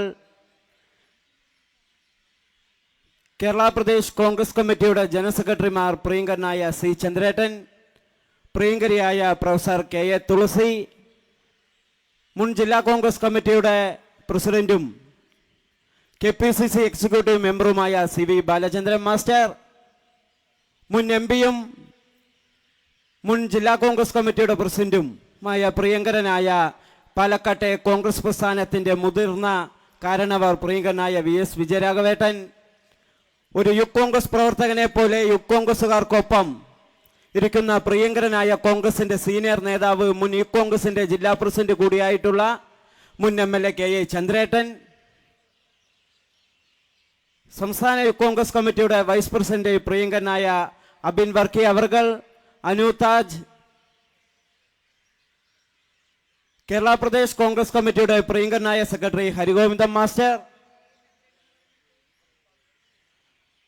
സംസ്ഥാന യൂത്ത് കോൺഗ്രസ് കമ്മിറ്റിയുടെ ഭാരവാഹികൾ പ്രിയങ്കരനായ OK ഫാറൂഖ്, C വിഷ്ണു, ജിംഷാദ് ജിന്നാസ്, ജോമോൻ ജോസ്, പ്രിയങ്കരനായ റനോ P രാജൻ, സോയ ജോസഫ്, മീനു സജീവ്, ഷംല,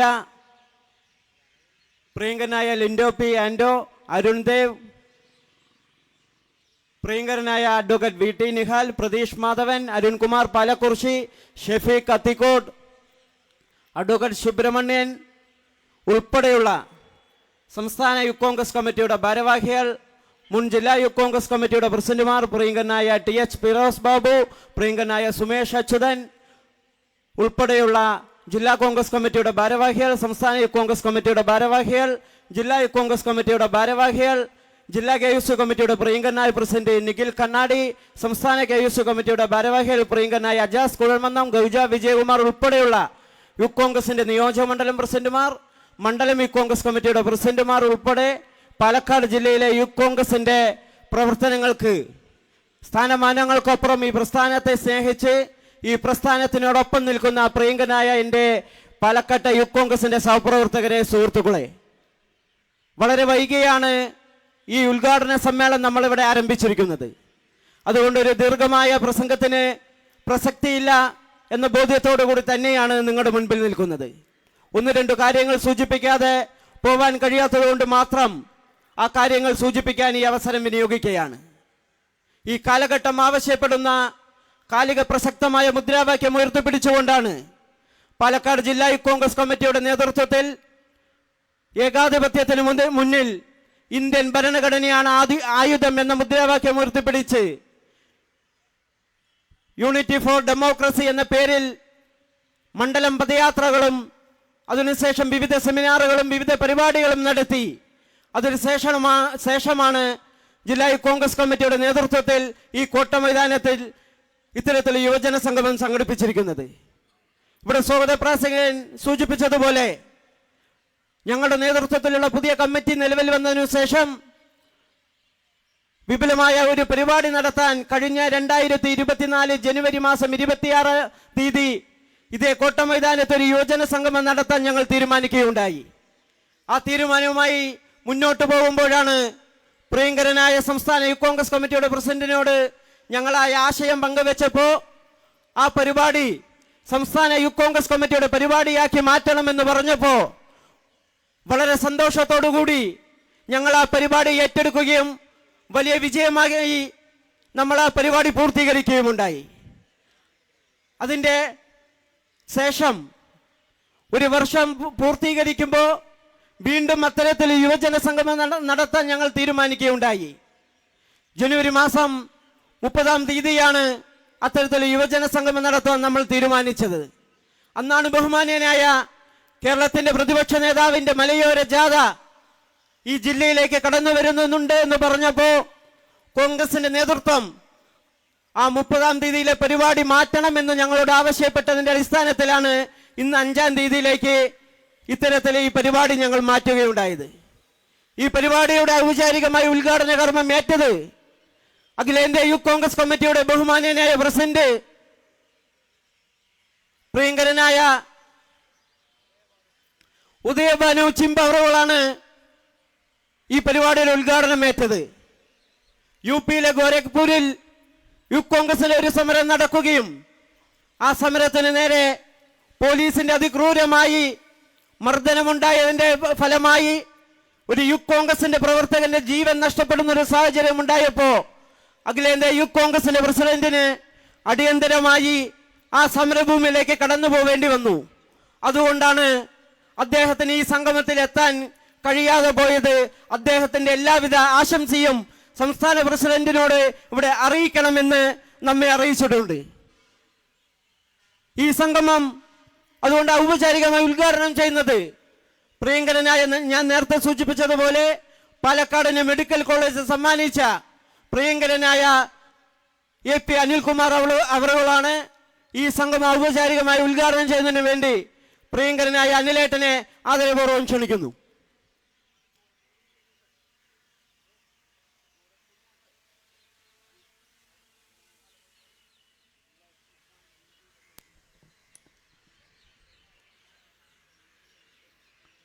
അധ്യക്ഷൻ ജില്ലാ യൂത്ത് കോൺഗ്രസ് കമ്മിറ്റിയുടെ പ്രസിഡന്റ് പ്രിയപ്പെട്ട ജയഘോഷ്, എൻ്റെ ബഹുമാന്യ സുഹൃത്ത് പാലക്കാടിൻ്റെ MLA, കോൺഗ്രസിൻ്റെ സംസ്ഥാന അധ്യക്ഷൻ പ്രിയപ്പെട്ട ശ്രീ രാഹുൽ മാങ്കൂട്ടത്തിൽ,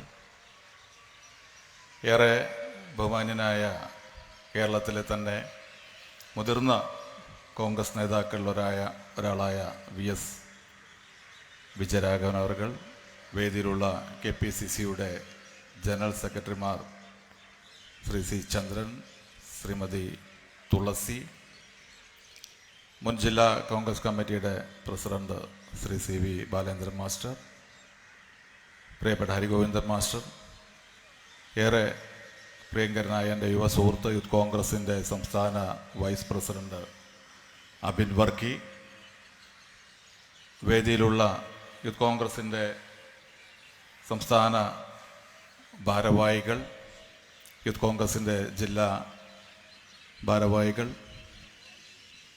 ഈ യുവജന സംഗമത്തിന് സാക്ഷിയാകുന്നതിന് വേണ്ടി ഇവിടെ എത്തിച്ചേർന്നിട്ടുള്ള യൂത്ത് കോൺഗ്രസിൻ്റെ നേതാക്കളെ, പ്രവർത്തകരെ, ഇത്തരമൊരു യുവജന സംഗമം കേരളത്തിലെ യൂത്ത് കോൺഗ്രസ് സംഘടിപ്പിക്കുന്നതുമായി ബന്ധപ്പെട്ട് വളരെ വിശദമായി തന്നെ ഇവിടെ സംസാരിച്ച ശ്രീമതി സോയ ജോസഫ് ഉൾപ്പെടെയുള്ളവർ ഇവിടെ സംസാരിച്ചു കാണും. കേരളത്തിൽ, ഇന്ത്യയിൽ കോൺഗ്രസ് ഉയർത്തുന്ന ഏറ്റവും ശക്തമായ മുദ്രാവാക്യങ്ങളിലൊന്നാണ് നമ്മുടെ ഭരണഘടനാ സംരക്ഷണം എന്നുള്ളത്. കേരളത്തിൻ്റെ പുതിയ തലമുറ, അതിന് നേതൃത്വം നൽകുന്ന യൂത്ത് കോൺഗ്രസ്, അത്തരത്തിലുള്ള കോൺഗ്രസ് വളരെ ശക്തമായി പറയുന്ന മുദ്രാവാക്യം അത് യുവത്വത്തിൻ്റെ ശബ്ദമാക്കി മാറ്റിക്കൊണ്ട് ഇത്തരം പ്രോഗ്രാമുകൾ സംഘടിപ്പിക്കുന്നു എന്നുള്ളത് ഏറെ സന്തോഷകരമായ കാര്യമാണ്. നമുക്ക് ഭരണഘടന ഉണ്ടായിട്ട് 75 വർഷം കഴിഞ്ഞു. പക്ഷേ എന്തേ ഇപ്പോൾ ഒരു ഭരണഘടനാ സംരക്ഷണം എന്നുള്ളത് പലർക്കും മനസ്സിനകത്ത് തോന്നാവുന്ന ചോദ്യമാണ്. പക്ഷേ കോൺഗ്രസ് എക്കാലങ്ങളിലും പറഞ്ഞിട്ടുള്ള കാര്യങ്ങൾ ആ കാലഘട്ടത്തിൻ്റെ അനിവാര്യമായ മുദ്രാവാക്യങ്ങളാണ്. ഇന്ന് ഈ രാജ്യത്തിൻ്റെ ഏറ്റവും അനിവാര്യമായ മുദ്രാവാക്യമാണ് നമ്മുടെ ഭരണഘടനാ സംരക്ഷണം എന്നുള്ളത്. ഭരണഘടനയ്ക്ക് എന്തെങ്കിലും ആപത്തുണ്ടോ എന്നൊക്കെ ചോദിക്കുന്നവരുണ്ട്, പരിഹസിക്കുന്നവരുണ്ട്. ഭരണഘടന ഏറ്റവും വലിയ പ്രതിസന്ധി തന്നെ നേരിടുന്ന കാലഘട്ടമാണ്. അതിനെ ആക്രമിക്കാൻ ഏതെല്ലാം തലങ്ങളിലൂടെ ഇന്ന് ശ്രമിക്കുന്നു എന്നുള്ളത് നമുക്ക് വളരെ പ്രത്യക്ഷത്തിൽ തന്നെ മനസ്സിലാക്കാൻ കഴിയുന്ന കാര്യമാണ്. ഞാൻ കൂടുതൽ കാര്യങ്ങളിലേക്കൊന്നും കടന്നുപോലെ യൂത്ത് കോൺഗ്രസ് നേതാക്കൾക്ക് ഒരുപാട് സംസാരിക്കാനുണ്ട്. നമ്മുടെ ഭരണഘടനയുടെ പ്രത്യേകതകളെക്കുറിച്ചൊക്കെ പറയാറുണ്ട്. അതിൻ്റെ വലിപ്പം കൊണ്ട്, ദൈർഘ്യം കൊണ്ട്, അതിലെ ആർട്ടിക്കിളുടെ എണ്ണം കൊണ്ട് ഒക്കെ വളരെ വളരെ പ്രത്യേകതയുള്ള ഒന്നാണ് എന്ന് പറയാറുണ്ട്. പക്ഷെ അതിലേറെ എനിക്ക് തോന്നിയിട്ടുള്ളൊരു കാര്യം, നമ്മുടെ ഭരണഘടന രൂപം കൊടുത്ത, അതിന് നേതൃത്വം നൽകിയ, രാജ്യത്ത് ഒരു ജനാധിപത്യ സംവിധാനത്തിൽ അധിഷ്ഠിതമായ ഒരു ഭരണഘടന വേണം എന്ന് കോൺഗ്രസ് ആഗ്രഹിച്ചപ്പോൾ അതിന് രൂപം നൽകുമ്പോഴുണ്ടാകുന്ന പശ്ചാത്തലവും നമ്മൾ രൂപീകരിച്ച ഭരണഘടനയും ലോകത്തിലെ വിവിധ ഭരണഘടനകൾ രൂപം കൊണ്ടപ്പോഴുണ്ടായ സാഹചര്യവും ഒക്കെ വിലയിരുത്തുമ്പോൾ നമ്മുടെ ഭരണഘടനയുടെ മഹത്വം എത്രമാത്രം വലുതാണ് എന്നത് മനസ്സിലാകും. അമേരിക്ക പോലുള്ള രാജ്യം സ്വന്തമായി ഭരണഘടന രൂപീകരിച്ച് 1 നൂറ്റാണ്ട് കഴിഞ്ഞു. 1 നൂറ്റാണ്ടിലേറെ കഴിഞ്ഞിട്ടാണ്, 2 നൂറ്റാണ്ടുകൾക്ക് അടുത്ത് നിൽക്കുമ്പോഴാണ് അവിടെ കറുത്ത വർഗക്കാരനും തുല്യമായ അവകാശവും നീതിയും ലഭിച്ചത്. ഫ്രഞ്ച് വിപ്ലവത്തെക്കുറിച്ചൊക്കെ നമ്മൾ വളരെ വിശാലമായി സംസാരിക്കാറുണ്ട്. ലോകത്ത് വലിയ മാറ്റങ്ങൾക്ക്, യൂറോപ്പിലെ തന്നെ വലിയ പല രാജ്യങ്ങളിലും വിപ്ലവത്തിന് തുടക്കം കുറിച്ചത് ഫ്രഞ്ച് വിപ്ലവമാണ്. ആ ഫ്രഞ്ച് വിപ്ലവം നടന്ന ഫ്രാൻസിൽ ഏതാണ്ട് 10-75 വർഷം മുമ്പാണ് സ്ത്രീകൾക്ക് വോട്ടവകാശം ലഭിച്ചത്. അങ്ങനെ എടുത്തു നോക്കിക്കഴിഞ്ഞാൽ ഒരുപാട് പ്രത്യേകതകൾ കാണാൻ കഴിയും. പക്ഷേ ഇന്ത്യയിൽ നമുക്ക് സ്വാതന്ത്ര്യം നേടിക്കഴിഞ്ഞ് നമ്മുടെ ഭരണഘടന രൂപീകൃതമാകുമ്പോൾ കറുത്തവനോ വെളുത്തവനോ ഇല്ലാതെ, പണ്ഡിതനോ പാമരനോ എന്നില്ലാതെ, സ്ത്രീക്കും പുരുഷനും ജാതി വ്യത്യാസങ്ങൾ ഏറ്റവും ശക്തമായി നിലനിന്നിരുന്നൊരു കാലഘട്ടത്തിൽ 1 വർഷം പോലും നീണ്ടു നിൽക്കാതെ ഭരണഘടന രൂപീകൃതമാകുന്ന സമയത്ത് തന്നെ തുല്യനീതി എല്ലാവർക്കും നൽകാൻ കഴിഞ്ഞ ഒരു ഭരണഘടനയ്ക്ക് രൂപം കൊടുത്ത രാജ്യമാണ് ഇന്ത്യ രാജ്യം എന്നുള്ളതാണ് അതിലേറ്റവും മഹത്തരമായിട്ടുള്ള കാര്യം.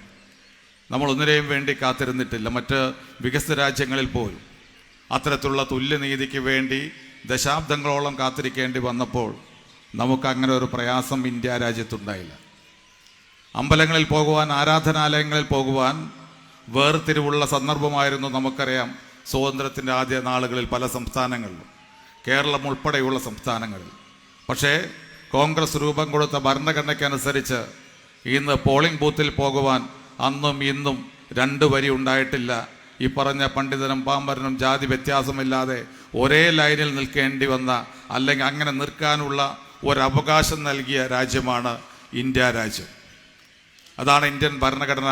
അതിൻ്റെ തുടക്കത്തിൽ തന്നെ എല്ലാ വിഭാഗം ജനങ്ങളോടും നീതി പുലർത്തിയ ഒരു ഭരണഘടനയാണ്. ആ ഭരണഘടന ഇന്ന് ഒരുപാട് വെല്ലുവിളികൾ നേരിടുകയാണ്. ആ വെല്ലുവിളികളെ നമ്മൾ കാണാതെ പോകുന്നു, പ്രത്യേകിച്ച് യുവതലമുറ കാണാതെ പോകരുത്. ഇന്നൊരു ഗവൺമെൻറ് നടത്തുന്ന പ്രവർത്തനങ്ങൾ മാത്രമല്ല, അതല്ലാതെ തന്നെ ഒട്ടേറെ കാര്യങ്ങൾ. കഴിഞ്ഞ നവംബർ മാസം 26-ാം തീയതിയാണ് ഇന്ത്യയിൽ വളരെ പ്രധാനപ്പെട്ട പ്രസക്തമായ ഒരു കോടതി വിധി വന്നു. നിങ്ങൾ ശ്രദ്ധയിൽപ്പെട്ട് കാണും.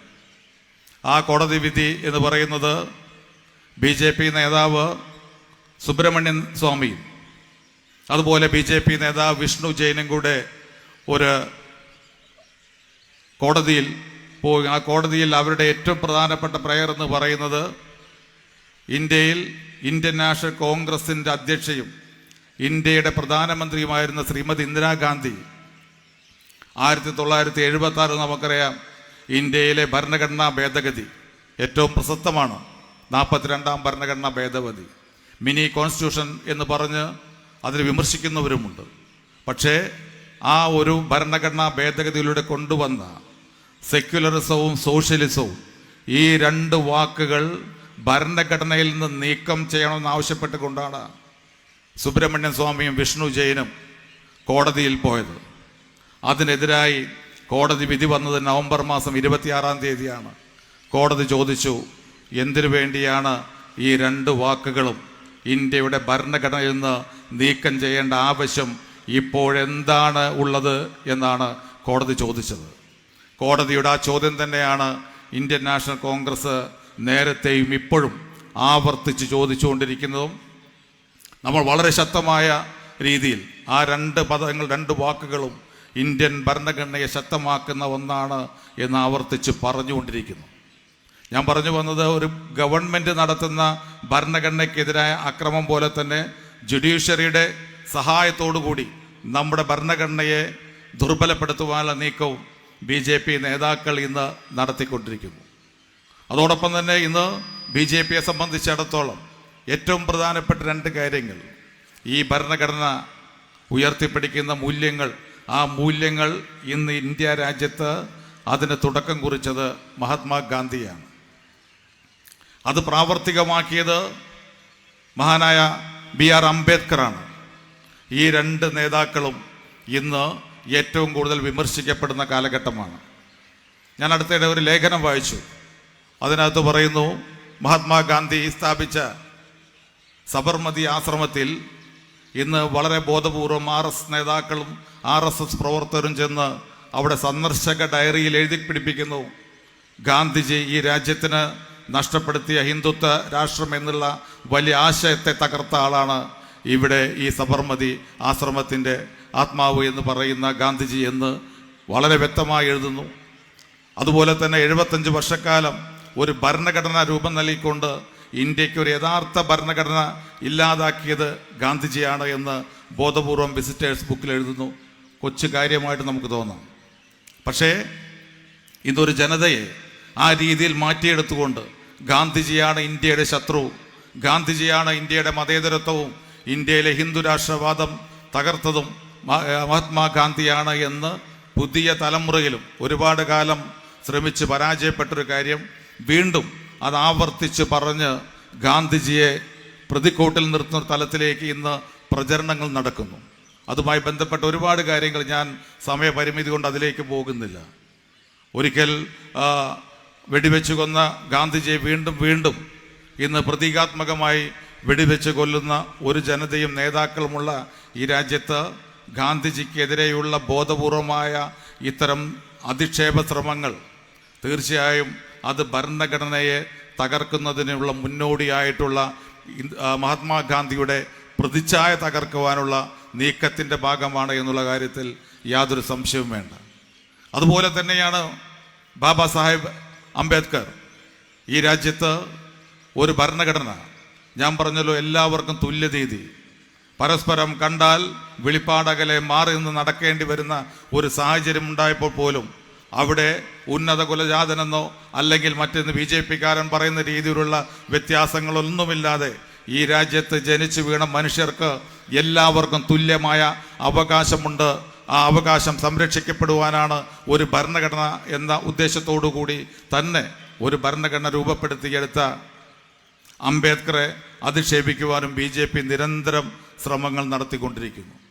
ആ ശ്രമം ഇന്നോ ഇന്നലെയോ തുടങ്ങിയതില്ല. ഗോൾവാർക്കർ മുതലുള്ള ആളുകൾ വളരെ കാലം മുമ്പ് തന്നെ ഭരണഘടന രൂപീകരണ വേളയിൽ തന്നെ ഇന്ത്യയുടെ ആത്മാവ് സ്വാംശീകരിച്ചിട്ടില്ലാത്ത ഭരണഘടനയാണ് നമ്മുടെ ഭരണഘടന എന്ന് പറഞ്ഞവരാണ്. അന്നത്തെ ഹിന്ദു മഹാസഭ വളരെ ശക്തമായ രീതിയിൽ തന്നെ ഭരണഘടനയുടെ രൂപീകരണ വേളയിൽ ഇത് ഇന്ത്യയുടെ ആത്മാവ് ഈ ഭരണഘടനയിലില്ല എന്ന് പറഞ്ഞവരാണ്. അവരന്ന് തുടങ്ങിയ പ്രവർത്തനങ്ങൾ ഇപ്പോൾ കുറെ കൂടി ശക്തമായി ഇന്ന് അംബേദ്കറെയും അധിക്ഷേപിക്കുവാൻ, ആക്രമിക്കാനും ശ്രമിക്കുന്നു. ഈ രണ്ട് വലിയ നമുക്ക് പ്രതീക്ഷ നൽകുന്ന ഇന്ത്യയിലെ, ഞാൻ പറഞ്ഞല്ലോ, മൂല്യവത്തായ ഒട്ടനവധി ആശയങ്ങൾ ഈ രാജ്യത്തിന് നൽകി സ്വന്തം രക്തം പോലും നമ്മുടെ രാജ്യത്തിൻ്റെ മതേതരത്വത്തിന് വേണ്ടി ചിന്തിയ മഹാത്മാഗാന്ധിയെയും മഹാനായ അംബേദ്കറെയും അധിക്ഷേപിക്കുകയും അടുത്ത ഘട്ടം ഈ രണ്ട് നേതാക്കൾക്ക് എതിരെയുള്ള, ഈ രണ്ട് മഹാത്മാക്കൾക്ക് നേരെയുള്ള ആക്രമണം പിന്നീട് ഭരണഘടന മാറ്റിയെഴുന്ന തലത്തിലേക്ക് കൊണ്ടുപോകുവാനുമുള്ള ബോധപൂർവമായ ശ്രമങ്ങൾ ഇന്ന് ഗവൺമെൻറ് തലത്തിൽ നടന്നുകൊണ്ടിരിക്കുന്നു. BJP ആസൂത്രിതമായി നടന്നുകൊണ്ടിരിക്കുന്നു. 2025 അവരുടെ ആഗ്രഹം.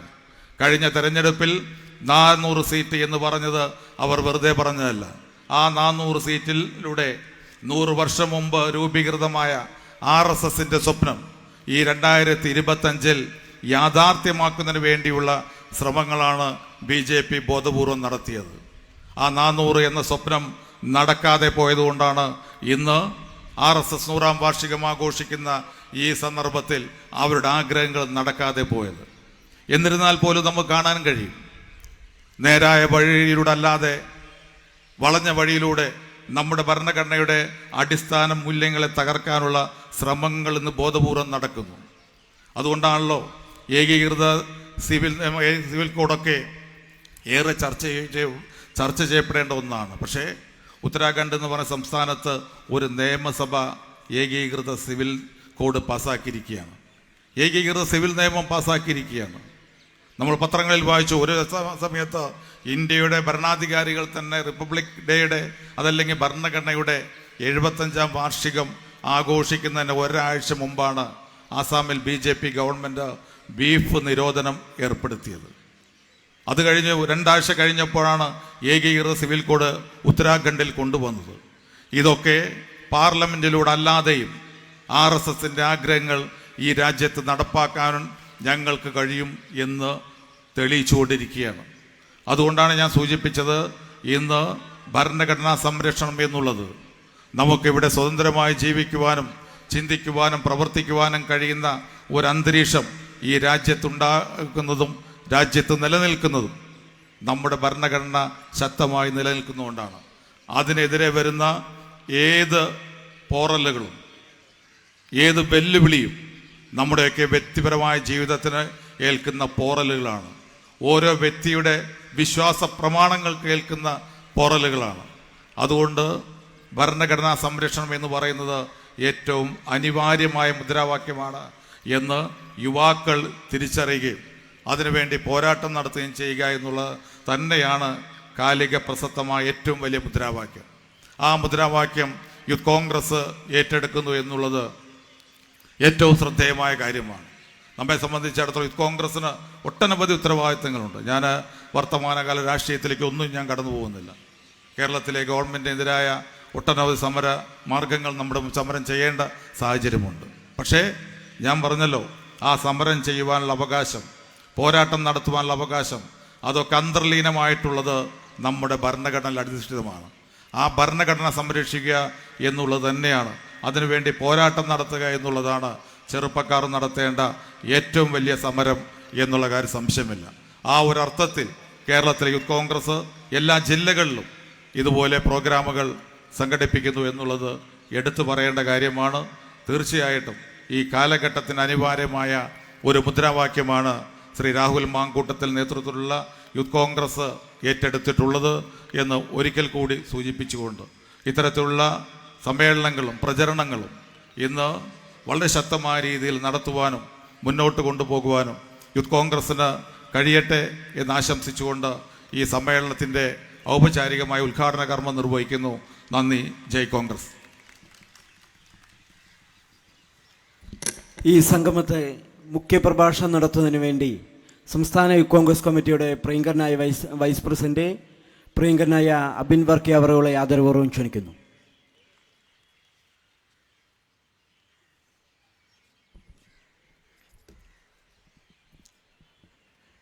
ഈ സമ്മേളനത്തിൻ്റെ അധ്യക്ഷൻ ജില്ലാ യൂത്ത് കോൺഗ്രസ് കമ്മിറ്റിയുടെ പ്രസിഡന്റ് പ്രിയപ്പെട്ട അജയ് ഘോഷ്, ഈ സമ്മേളനം ഉദ്ഘാടനം ചെയ്ത പ്രിയങ്കരനായ വണ്ടൂരിൻ്റെ MLA പ്രിയപ്പെട്ട നേതാവ് ശ്രീ AP അനിൽകുമാർ, ഈ യോഗത്തിൽ സന്നിഹിതരായിട്ടുള്ള സംസ്ഥാന യൂത്ത് കോൺഗ്രസ് കമ്മിറ്റിയുടെ പ്രസിഡന്റ് ശ്രീ രാഹുൽ മാങ്കൂട്ടത്തിൽ, KPCCയുടെ ബഹുമാന്യരായ നേതാക്കന്മാർ, നമ്മുടെ മഹാരഥന്മാരെ പ്രാധാന്യമേറുന്നത്. അപ്പോഴാണ് വിദേശ ആധിപത്യം നിറഞ്ഞതാണ്. കേരളത്തിൻ്റെ സാംസ്കാരിക വകുപ്പിന് നേതൃത്വം കൊടുക്കുന്ന മന്ത്രി തന്നെയാണ് അത് പറയുന്നത്. പ്രിയപ്പെട്ടവരെ, ഈ രാജ്യത്തിന്റെ ഭരണഘടന കുന്തവും കുടച്ചക്ക സോഷ്യലിസ്റ്റ് 2% മാത്രം വരുന്ന ക്രൈസ്തവ കമ്മ്യൂണിറ്റിയുണ്ട്. ആ കമ്മ്യൂണിറ്റിയെ സംബന്ധിച്ചിടത്തോളം വചനം പ്രഘോഷിക്കുകയാണ് എന്നാണ് പറയുന്നത്. അതിനു വേണ്ടിയിട്ടാണ് പ്രൊഫസ് എന്ന വാക്ക് കേവലം ഈ രാജ്യത്ത് 2% വരുന്ന ക്രിസ്ത്യാനിയുടെ അവകാശങ്ങൾ സംരക്ഷിക്കാൻ, ഈ രാജ്യത്ത് ബഹുഭൂരിപക്ഷം വരുന്ന ഹൈന്ദവന്റെ അവകാശങ്ങൾ സംരക്ഷിക്കാൻ, ഈ രാജ്യത്തെ മുസ്ലിമിന്റെയും സിഖുകാരുടെയും ജൈനന്റെയും അവകാശങ്ങൾ സംരക്ഷിക്കാൻ, ഈ രാജ്യത്ത് മതമില്ലാത്തവന്റെയും അവകാശങ്ങൾ സംരക്ഷിക്കാൻ, ഈ രാജ്യത്തെ ഒരു മതേതര രാജ്യമായി നിലനിർത്തി എന്നുള്ളതാണ് ഇന്ത്യൻ നാഷണൽ കോൺഗ്രസ് ഈ രാജ്യത്തിന് നൽകിയ ഏറ്റവും വലിയ സംഭാവന. പ്രിയപ്പെട്ടവരെ, ഈ രാജ്യത്തിന്റെ ഭരണഘടനയെ തകർക്കുവാൻ ശ്രമിക്കുന്നത് ആരാണ്? ഇത് ഇന്നോ ഇന്നലെയോ തുടങ്ങിയതല്ല. സംഘപരിവാറിന്റെ ശക്തികൾ ഈ രാജ്യത്തിന്റെ ഭരണഘടനയെ തകർക്കാൻ ശ്രമിച്ചത് 950 ഭരണഘടന നിലവിൽ വന്നെങ്കിൽ 951 തന്നെ ആരംഭിച്ചു എന്നുള്ളതാണ്. അന്ന് വനിതകൾക്ക് വേണ്ടിയുള്ള ഒരു ബില്ല് ഈ രാജ്യത്ത് കൊണ്ടുവന്നപ്പോ സംഘപരിവാറുകാർ പറഞ്ഞു, ഈ ഭരണഘടന ആന്റി ഹിന്ദു ഭരണഘടനയാണ്, ഹിന്ദു വിരുദ്ധ ഭരണഘടനയാണ്, അതുകൊണ്ട് ഈ ഭരണഘടന പിൻവലിക്കണമെന്ന് പറഞ്ഞത് അന്ന് സംഘപരിവാറാണ്. അതും മാത്രമല്ല, 992 ബാബറി മസ്ജിദിന്റെ തകർച്ചയ്ക്ക് ശേഷം അന്ന് സംഘപരിവാറുകാർ ആവർത്തിച്ച് ഈ രാജ്യത്ത് പറഞ്ഞു, ഇന്ത്യയുടെ ഭരണഘടന അത് ഹൈന്ദവ വിരുദ്ധമാണ്, അത് ഹിന്ദുക്കൾക്കെതിരാണ്, അതുകൊണ്ട് ഈ ഭരണഘടന ഇത് ചവറ്റുകൊട്ടയിൽ എറിയണം എന്ന് പറഞ്ഞത് സംഘപരിവാറാണ്.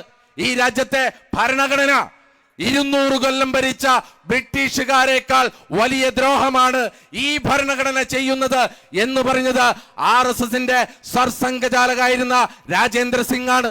ഈ രാജ്യത്ത് AB വാജ്പേയിയുടെ സർക്കാരിന്റെ കാലഘട്ടത്തിലാണ് ഭരണഘടന തിരുത്തുവാൻ വേണ്ടി ഒരു സമിതിയെ രൂപീകരിച്ചു. പക്ഷെ പ്രിയപ്പെട്ടവരെ, നിങ്ങൾക്കറിയുമോ എന്തുകൊണ്ടാണ് അന്ന് ഭരണഘടന തിരുത്താതിരുന്നത്? അതിന് പാലക്കാട് കൂടി കാരണക്കാരാണ്. കാരണം അന്ന് ഭരണഘടന തിരുത്താതിരുന്നതിന്റെ കാരണം, ഈ പാലക്കാട് ഒറ്റപ്പാലത്ത് നിന്ന് ഒരു ദളിതനായി ഉഴവൂരിൽ നിന്ന് ഒരു കൊച്ചു ഗ്രാമത്തിൽ നിന്ന് കടന്നു വന്ന ഇന്ത്യയുടെ സിവിൽ സർവീസിന്റെ സർവന്റായി മാറി, ഒറ്റപ്പാലത്തിന്റെ MP ആയി മാറി, ഈ രാജ്യത്തെ ആദ്യത്തെ ദളിത് രാഷ്ട്രപതിയായ OBCക്ക് സംവരണം കൊടുക്കുന്നത്, പിന്നോക്കക്കാരന് സംവരണം കൊടുക്കുന്നത്. പ്രിയപ്പെട്ടവരെ, ഈ സംവരണം നൽകുന്ന ഭരണഘടന ചവറ്റുകൊട്ടയിൽ എറിയണമെന്ന് പറഞ്ഞത് BJPയുടെ പ്രസിഡന്റ് ആയിരുന്ന മുരളി മനോഹർ ജോഷിയാണ്. അപ്പോ ഇത് ഇന്നോ ഇന്നലെയോ തുടങ്ങിയതല്ല. ഗോൾവാൾക്കർ തൊട്ട്, സവർക്കർ തൊട്ട്, രാജേന്ദ്ര സിംഗ് തൊട്ട്, മുരളി മനോഹർ ജോഷി തൊട്ട്, സുദർശനൻ തൊട്ട്, AB വാജ്പേയി തൊട്ട്, അമിത്ഷായും നരേന്ദ്രമോദിയും ശ്രമിച്ചിട്ട് നടക്കാത്തതാണ് ഈ രാജ്യത്തെ ഭരണഘടനയെ മാറ്റിമറിക്കുക എന്ന് പറയുമ്പോ ഈ രാജ്യത്തിന്റെ ഭരണഘടനയെ കണ്ണിലെ കൃഷ്ണമണി പോലെ കാത്തു സൂക്ഷിക്കും ഇന്ത്യൻ നാഷണൽ പുറത്തിറക്കരുത്. അയാൾ വന്നാൽ ആളുകളെ കൊല്ലും, അതുമാത്രമല്ല ഞങ്ങളുടെ ജീവന് സംരക്ഷണം വേണം എന്ന് പറഞ്ഞിട്ട് പോലും അത് കേൾവി കൊള്ളാതെ കേരളത്തിന്റെ പോലീസ് ഒരു ക്രിമിനലിന് പരോൾ അനുവദിച്ചതിന്റെ തിക്തഫലമാണ് നെന്മാറയിൽ ഉണ്ടായത്. ചേന്നമംഗലത്ത് 3 പേരെ വെട്ടിക്കൊന്ന, ലഹരിയുടെ അടിമത്തത്തിലേറി 3 പേരെ വെട്ടിക്കൊന്ന കഥ നമ്മൾ കണ്ടു. മുത്തശ്ശനെയും അമ്മയെയും കൊന്ന മകന്റെ കഥ നമ്മൾ കണ്ടു. ഒരു യുവതിയെ തലക്കടിച്ചു കൊന്ന കാമുകന്റെ കഥ നമ്മൾ കണ്ടു. എന്തിനേറെ പറയുന്നു, നമ്മളെ ഈ സർക്കാരിന് വേണ്ടി സംരക്ഷണ കവചമൊരുക്കുന്ന ഏഴാംകൂലികളായ കുറെ പോലീസുകാരുണ്ട്. ഈ പോലീസുകാരിൽ ഏതെങ്കിലും ഒരെണ്ണം ഈ മൈതാനത്തിന് ചുറ്റും കേൾക്കുന്നുണ്ടെങ്കിൽ, എടോ പോലീസുകാരാ, നിന്റെ ഒരു സഹപ്രവർത്തകനെയാണ് കോട്ടേരി കേസുകൾ എന്ന് പറഞ്ഞാൽ 524. പക്ഷേ 2023 കഥ നിങ്ങൾക്കറിയുമോ? 2023 കേരളത്തിൽ രജിസ്റ്റർ ചെയ്ത ലഹരി കേസുകളുടെ എണ്ണം 25,000 മുകളിലാണ്. എന്ന് പറയുമ്പോ കഴിഞ്ഞ 8 കൊല്ലം കൊണ്ട് ഈ നാട്ടിലുണ്ടായ ലഹരിയുടെ വ്യാപനം, ആ വ്യാപനം നമ്മൾ മനസ്സിലാക്കണം. ഇപ്പൊ ബാറുകൾ, KPSC ലളിതയുടെ പരസ്യ ചിത്രം ഇപ്പോഴും നമ്മൾ ഓർക്കുന്നു. എന്തായിരുന്നു? ഞങ്ങൾ തുറക്കുന്നത് ബാറുകളല്ല, സ്കൂളുകളാണ്. എന്നിട്ട് എന്താ സംഭവിച്ചേ? പ്രിയപ്പെട്ടവരെ, 957 കേരളം രൂപീകൃതമായത് തൊട്ട് 2015 ഉമ്മൻചാണ്ടി സർക്കാർ ബാർ നിർത്തലാക്കുന്നത് വരെ കേരളത്തിലുള്ള ആകെ ബാറുകളുടെ എണ്ണം 412. പക്ഷേ ഇന്ന് കേരളത്തിലെ ബാറുകളുടെ എണ്ണം എത്രയാണ്? 932. എന്ന് പറഞ്ഞാൽ 60 കൊല്ലക്കാലം കൊണ്ട് കേരളത്തിലെ വിവിധ സർക്കാരുകൾ കൊടുത്ത അത്രയും ബാറുകളാണ് കഴിഞ്ഞ 8 കൊല്ലം കൊണ്ട് പിണറായി വിജയൻ കൊടുത്തത് എന്ന് പറയുമ്പോ ഇപ്പൊ അത് പോരാഞ്ഞിട്ട് ബാറ് പോരാ, ബിവറേജ് പോരാ, ഇത് ഉണ്ടാക്കുന്ന ബ്രൂവറിയും കൂടി തുടങ്ങണമെന്നാണ് പിണറായി വിജയൻ പറയുന്നത്. അതിനുവേണ്ടി വെള്ളമെടുക്കാം, അതിനുവേണ്ടി കുടിവെള്ളം വറ്റിക്കാം. പ്രിയപ്പെട്ടവരെ, നമ്മുടെ ഓർമ്മകൾ ഒത്തിരി മറിഞ്ഞിട്ടൊന്നുമില്ലല്ലോ. നിങ്ങൾ ഓർക്കുന്നില്ലേ പ്ലാച്ചിമടയിലെ ആ കൊക്കോകോള ഫാക്ടറിക്കെതിരെ ഇവിടെ നടന്ന വലിയ സമര കോലാഹലങ്ങൾ? ആ സമരത്തിന് നേതൃത്വം കൊടുത്ത മലമ്പുഴയുടെ MLA ആയിരുന്ന കേരളത്തിന്റെ മുഖ്യമന്ത്രി ശ്രീ VS അച്യുതാനന്ദൻ, അദ്ദേഹം ഇവിടെ ഇപ്പോഴും ജീവിച്ചിരിക്കുന്നുണ്ടല്ലോ. അന്ന് ഈ CPM-കാർ പറഞ്ഞത് എന്താണ്? കുടിവെള്ളം വറ്റിക്കുന്ന, കുടിവെള്ള സ്രോതസ്സുകൾ ഇവിടെ നിർത്തലാക്കുന്ന കൊക്കോകോള കമ്പനിക്കെതിരെ സമരം ചെയ്ത CPM-കാരൻ ഒരു ഉളുപ്പുമില്ലാതെ അതേ കുടിവെള്ളം ഊറ്റിക്കൊണ്ട് ഇവിടെ ബ്രൂവറി അനുവദിക്കുമ്പോ MP രാജേഷൊക്കെ VS അച്യുതാനന്ദന്റെ കൈയുടെ അകലത്ത് ചെല്ലരുത് എന്നാണ് യൂത്ത് കോൺഗ്രസിന് പറയുവാനുള്ളത്. കാരണം ഒരു കൈപ്പാട് അകലത്തി എന്നാൽ VS ഉറപ്പായി MP രാജേഷിന്റെ ചെകിട്ടിനിട്ടടിക്കും എന്ന് ഞങ്ങൾക്ക് ഉറപ്പാണ്. പറഞ്ഞതെല്ലാം മാറ്റി പറഞ്ഞ നിങ്ങൾ ഓർക്കുന്നില്ലേ? VS അച്യുതാനന്ദൻ പണ്ട് ആലപ്പുഴ കടപ്പുറത്തിൽ നടത്തിയ ഒരു പ്രസംഗം. എന്തായിരുന്നു പ്രസംഗം? ആലപ്പുഴയിലെ കരിമണൽ മുഴുവൻ കടത്തുന്ന കള്ളനാണ് കർത്ത, കള്ളനാണ് കർത്ത, കള്ളനാണ് കർത്ത. പ്രിയപ്പെട്ടവരെ, ഈ പ്രസംഗം നിങ്ങൾ ഓർക്കുന്നില്ലേ? അന്ന് ആലപ്പുഴയിലെ കരിമണൽ കടത്തുന്ന കള്ളനായിരുന്നു കർത്ത എന്ന് ആവർത്തിച്ച് പറഞ്ഞ VS അച്യുതാനന്ദന്റെ പിൻഗാമിയായ പിണറായി വിജയൻ അതേ കരിമണൽ കർത്തയുടെ കമ്പനിയിൽ നിന്നാണ് മകൾ 18 ലക്ഷം രൂപ മാസം മാസപ്പടിയായി മേടിക്കുന്നത് എന്നുണ്ടെങ്കിൽ പ്രിയപ്പെട്ടവരെ, ഈ സംസ്ഥാനത്ത് അരാജകത്വമാണ് നടക്കുന്നത് എന്നുള്ള കാര്യത്തിൽ ഒരു സംശയം വേണ്ട. ഈ സംസ്ഥാനത്ത് വികസനങ്ങൾ മുഴുവൻ മുരടിച്ചിരിക്കുകയാണ്. ഭരണഘടനയെ നിശ്ചലമാക്കിയിരിക്കുകയാണ്. ഭരണഘടന കുന്തവും കുടച്ചക്രവുമാണ് എന്നൊരു മന്ത്രി പറയുകയാണ്. എന്നിട്ട് ഇപ്പൊ ആ മന്ത്രിയുടെ അവസ്ഥ എന്താ? ഈ CPM എന്ന് പറയുന്ന പാർട്ടി ഇപ്പോഴാണല്ലോ സ്വാതന്ത്ര്യദിനം ആഘോഷിച്ചു തുടങ്ങിയത്. നിങ്ങൾക്കറിയുമോ 947 ഈ രാജ്യത്തിന്റെ മഹാരഥന്മാർ ചേർന്ന് ഈ രാജ്യത്തിന് സ്വാതന്ത്ര്യം നേടിത്തന്ന് ആദ്യ കൊല്ലങ്ങളിൽ ഈ രാജ്യത്തെ ഇന്ത്യൻ നാഷണൽ കോൺഗ്രസിന്റെ പ്രവർത്തകർ ഓഗസ്റ്റ് 15 കൊടിമരങ്ങളിൽ ദേശീയ പതാക ഉയർത്തുമ്പോ അന്ന് ഈ രാജ്യത്ത് സ്വാതന്ത്ര്യം നേടിയിട്ടില്ല എന്ന് പറഞ്ഞ് കരിങ്കൊടി ഉയർത്തിയവരാണ് കമ്മ്യൂണിസ്റ്റുകാർ. ആ കമ്മ്യൂണിസ്റ്റുകാരാണ് ഇന്ന് സ്വാതന്ത്ര്യം ആഘോഷിക്കുന്നത് എന്ന് പറയുമ്പോ, ഇന്ത്യ ചൈന യുദ്ധം നടന്നപ്പോ ചൈനയ്ക്ക് വേണ്ടി പ്രവർത്തിച്ചു എന്ന ആരോപണം നേരിടുന്നവരാണ് ഇതേ കമ്മ്യൂണിസ്റ്റുകാർ. ഈ കമ്മ്യൂണിസ്റ്റുകാരാണ് ഇന്ന് ഭാരതത്തിന്റെ ഭരണഘടന കുന്തവും കുടച്ചക്രവുമാണെന്ന് പറയുന്നത്. ഇതേ വാക്കുകളാണ് പ്രിയപ്പെട്ടവരെ RSSന്റെ സർസംഘചാലകായ സുദർശൻ പറഞ്ഞത്. ഇതേ വാക്കുകൾ തന്നെയാണ്. എന്താ പറഞ്ഞേ? ഈ രാജ്യത്തിന്റെ ഭരണഘടന വിദേശ ഭരണഘടനയാണ്. ഈ രാജ്യത്തിന്റെ ഭരണഘടന ഒന്നിനും കൊള്ളാത്ത ഭരണഘടനയാണ്.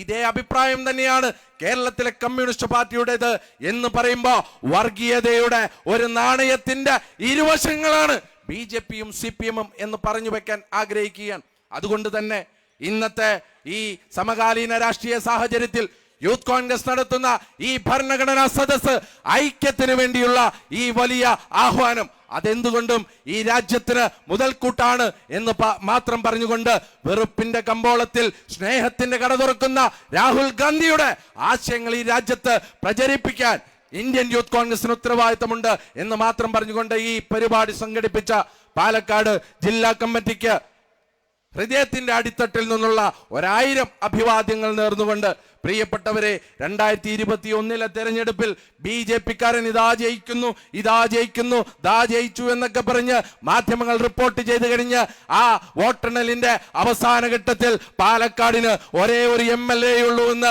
എല്ലാ ചാനലുകളും വിധി എഴുതി ഷാഫി പറമ്പിലിന്റെ വിജയം ഇവിടെ പ്രഖ്യാപിച്ച് അതിനുശേഷം ശ്രീ രാഹുൽ മാങ്കൂട്ടത്തിൽ മത്സരിച്ചപ്പോ പ്രിയപ്പെട്ടവരെ കഴിഞ്ഞ 3 കൊല്ലം കൊണ്ട് തങ്ങൾക്ക് അന്ന് പറ്റിയ തെറ്റ് തിരുത്തിക്കൊണ്ട് പാലക്കാടൻ ജനത 18,000 വോട്ടിന്റെ ഭൂരിപക്ഷത്തിൽ രാഹുൽ മാങ്കൂട്ടത്തിലിനെ MLA ആക്കിയെങ്കിൽ പ്രിയപ്പെട്ടവരെ അടുത്ത നിയമസഭാ തെരഞ്ഞെടുപ്പിൽ ഒരു സംശയവും വേണ്ട. ഇപ്പൊ കഴിഞ്ഞ പാലക്കാട് ബൈ ഇലക്ഷന്റെ സമയത്ത് നമ്മൾ ആഹ്വാനം ചെയ്തത് റെക്കോർഡ് ഭൂരിപക്ഷമാണ്. അതുകൊണ്ട് തന്നെ ഒരാഹ്വാനവും കൂടി നടത്താൻ നമ്മൾ ആഗ്രഹിക്കുകയാണ്. ഇവിടെ കോട്ടകൊത്തളങ്ങൾ 950 ജനസംഘത്തിന് കൗൺസിലർമാരുണ്ടായിരുന്ന പാലക്കാട് മുനിസിപ്പാലിറ്റിയുടെ കാവിക്കോട്ടയുടെ കൊത്തളങ്ങൾ പൊളിച്ചടുക്കിയ കാഴ്ചകൾ നമ്മളിപ്പോൾ കണ്ടതാണ്. അതുകൊണ്ട് ഒരൊറ്റ കാര്യം കൂടെ പറഞ്ഞുകൊണ്ട് ഞാൻ അവസാനിപ്പിക്കുകയാണ്. 2026 ഒരു തെരഞ്ഞെടുപ്പ് നടക്കാൻ പോകുന്നുണ്ട്. ആ 2026 നിയമസഭാ തെരഞ്ഞെടുപ്പിൽ പാലക്കാട് നിന്ന് രാഹുൽ മാങ്കൂട്ടത്തിൽ ജയിച്ചു വരുമ്പോൾ വീണ്ടും അത് റെക്കോർഡ് ഭൂരിപക്ഷത്തിനായിരിക്കണം എന്ന് പാലക്കാടൻ ജനത ഉറപ്പുവരുത്തണം എന്ന് മാത്രം പറഞ്ഞുകൊണ്ട് ഇവിടെ വന്നുകൂടിയ എല്ലാ സഹപ്രവർത്തകർക്കും ഹൃദയാഭിവാദ്യങ്ങൾ നേർത്തുകൊണ്ട് നിർത്തുന്നു. നന്ദി, നമസ്കാരം. ജയ് ഹിന്ദ്, ജയ് ഇന്ത്യൻ യൂത്ത് കോൺഗ്രസ്. നിങ്ങളൊക്കെ ആകാംക്ഷയോടെ കാത്തിരിക്കുന്ന പ്രിയങ്കരനായ സംസ്ഥാന യൂത്ത് കോൺഗ്രസ് കമ്മിറ്റിയുടെ പ്രസിഡന്റ് പ്രസംഗിക്കുന്നതിന് മുൻപ് ജില്ലാ യൂത്ത് കോൺഗ്രസ് കമ്മിറ്റിയുടെ നേതൃത്വത്തിൽ തദ്ദേശ സ്വയംഭരണ തെരഞ്ഞെടുപ്പിന് ഈ ജില്ലയിലെ പാർട്ടിയെ സജ്ജമാക്കുന്നതിനു വേണ്ടി വാർഡ് കമ്മിറ്റികൾ രൂപീകരിക്കാൻ തീരുമാനിച്ചിരിക്കുകയാണ്. ജില്ലാ യൂത്ത് കോൺഗ്രസ് കമ്മിറ്റിയുടെ നേതൃത്വത്തിൽ പാലക്കാട് ജില്ലയിലെ മുഴുവൻ സംസ്ഥാന യൂത്ത് കോൺഗ്രസ് കമ്മിറ്റിയുടെ ഭാരവാഹികളും ജില്ലാ യൂത്ത് കോൺഗ്രസ് കമ്മിറ്റിയുടെ ഭാരവാഹികൾ ഉൾപ്പെടെയുള്ള ആളുകൾ നേരിട്ട് മണ്ഡലത്തിൽ വന്ന് അവിടെ കമ്മിറ്റി വിളിച്ചു ചേർത്ത് എല്ലാ വാർഡിലും വാർഡ് കമ്മിറ്റികൾ ഉണ്ടാക്കുന്ന തീരുമാനവുമായാണ് ജില്ലാ യൂത്ത് കോൺഗ്രസ് കമ്മിറ്റി മുന്നോട്ട് പോകുന്നത്. അടുത്തത് അതിൻ്റെ ലോഗോ ഔപചാരികമായി പ്രകാശനം ചെയ്യുന്നതിന് വേണ്ടി പ്രിയങ്കരനായ അനിലേട്ടനെയും രാഹുലേട്ടനെയും മറ്റ് കോൺഗ്രസിൻ്റെ മുഴുവൻ നേതാക്കളെയും ക്ഷണിക്കുന്നു.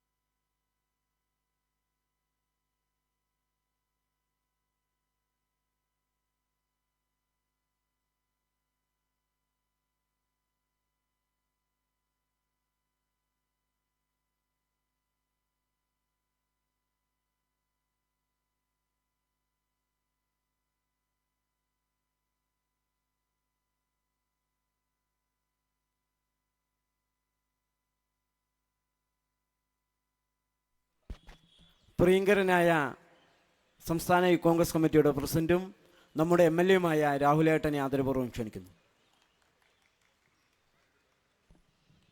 ഏറ്റവും പ്രിയങ്കരനായ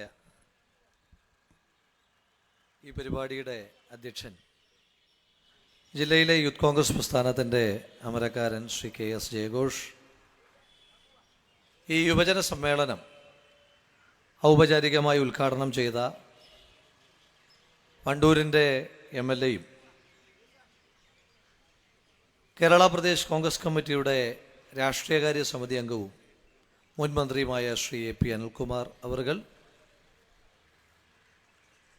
ഏറ്റവും ബഹുമാന്യനായ നമ്മുടെ ജില്ലയിലെ കോൺഗ്രസ് പ്രസ്ഥാനത്തിൻ്റെ തലമുതിർന്ന നേതാവ് മുൻ MP ശ്രീ വിജയരാഘവേട്ടൻ, സംസ്ഥാന യൂത്ത് കോൺഗ്രസ് കമ്മിറ്റിയുടെ പ്രിയപ്പെട്ട ഉപാധ്യക്ഷൻ ശ്രീ അബിൻ വർക്കി കോടിയാട്ട്, KPCC-യുടെ ജനറൽ സെക്രട്ടറി, ജില്ലാ യൂത്ത് കോൺഗ്രസ് കമ്മിറ്റി സഹപ്രവർത്തകരെ പോലെ ഈ പരിപാടിക്ക് സംഘടനാപരമായ നേതൃത്വം കൊടുക്കുന്നതിൽ നിർണായകമായ പങ്കുവച്ച പ്രിയപ്പെട്ട ശ്രീ ചന്ദ്രേട്ടൻ, KPCC-യുടെ ജനറൽ സെക്രട്ടറി പ്രിയപ്പെട്ട ശ്രീമതി തുളസി ടീച്ചർ, മുൻ ജില്ലാ കോൺഗ്രസ് കമ്മിറ്റി അധ്യക്ഷൻ ശ്രീ CV ബാലേന്ദ്ര മാഷ്, കേരള പ്രദേശ് കോൺഗ്രസ് കമ്മിറ്റിയുടെ സെക്രട്ടറി പ്രിയപ്പെട്ട ഹരിഗോവിന്ദൻ മാഷ്, സംസ്ഥാന യൂത്ത് കോൺഗ്രസ് കമ്മിറ്റിയുടെ ഉപാധ്യക്ഷൻ ശ്രീ PS അനുരാജ്, സംഘടനാ ചുമതലയുള്ള സംസ്ഥാന യൂത്ത് കോൺഗ്രസ് കമ്മിറ്റിയുടെ ജനറൽ സെക്രട്ടറി ശ്രീ ജോമോൻ ജോസ് അടക്കം ജില്ലയിൽ നിന്നുള്ള സംസ്ഥാന യൂത്ത് കോൺഗ്രസ് കമ്മിറ്റിയുടെ ഭാരവാഹികൾ, സംസ്ഥാന യൂത്ത് കോൺഗ്രസ് കമ്മിറ്റിയുടെ ജനറൽ സെക്രട്ടറിമാർ, പ്രിയമുള്ള അസംബ്ലി യൂത്ത് കോൺഗ്രസ് കമ്മിറ്റിയുടെ ഭാരവാഹികൾ, ജില്ലാ യൂത്ത് കോൺഗ്രസ് കമ്മിറ്റി സഹപ്രവർത്തകർ, ജില്ലയിലെ വിവിധ മണ്ഡലങ്ങളിലെ യൂത്ത് കോൺഗ്രസിൻ്റെ നേതാക്കന്മാരെ, സുഹൃത്തുക്കളെ, സഹപ്രവർത്തകരെ, ദീർഘമായൊരു പ്രസംഗത്തിലേക്ക് ഞാൻ കടന്നു പോകുവാൻ ഉദ്ദേശിക്കുന്നില്ല.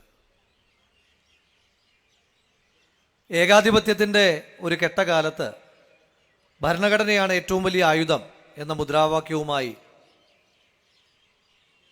പാലക്കാട് ജില്ലാ യൂത്ത് കോൺഗ്രസ് കമ്മിറ്റി നടത്തിയ ഈ സമ്മേളനം, ആ സമ്മേളനത്തിൻ്റെ രാഷ്ട്രീയം വളരെ വിശദമായി തന്നെ ഉദ്ഘാടകനും മുഖ്യപ്രഭാഷകനും സവിസ്തരം ഇവിടെ പ്രതിപാദിച്ചു കഴിഞ്ഞു.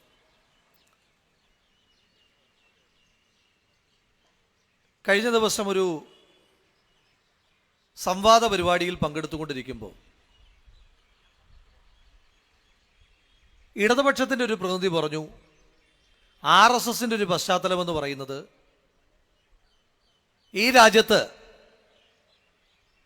ഗർഭിണിയായ സ്ത്രീയുടെ നിറവയറ്റിലേക്ക് ശൂലമാഴ്ത്തി ഇറക്കി ആ ഭ്രൂണം കുത്തി നിർത്തിയതല്ലേ എന്ന് പറഞ്ഞു.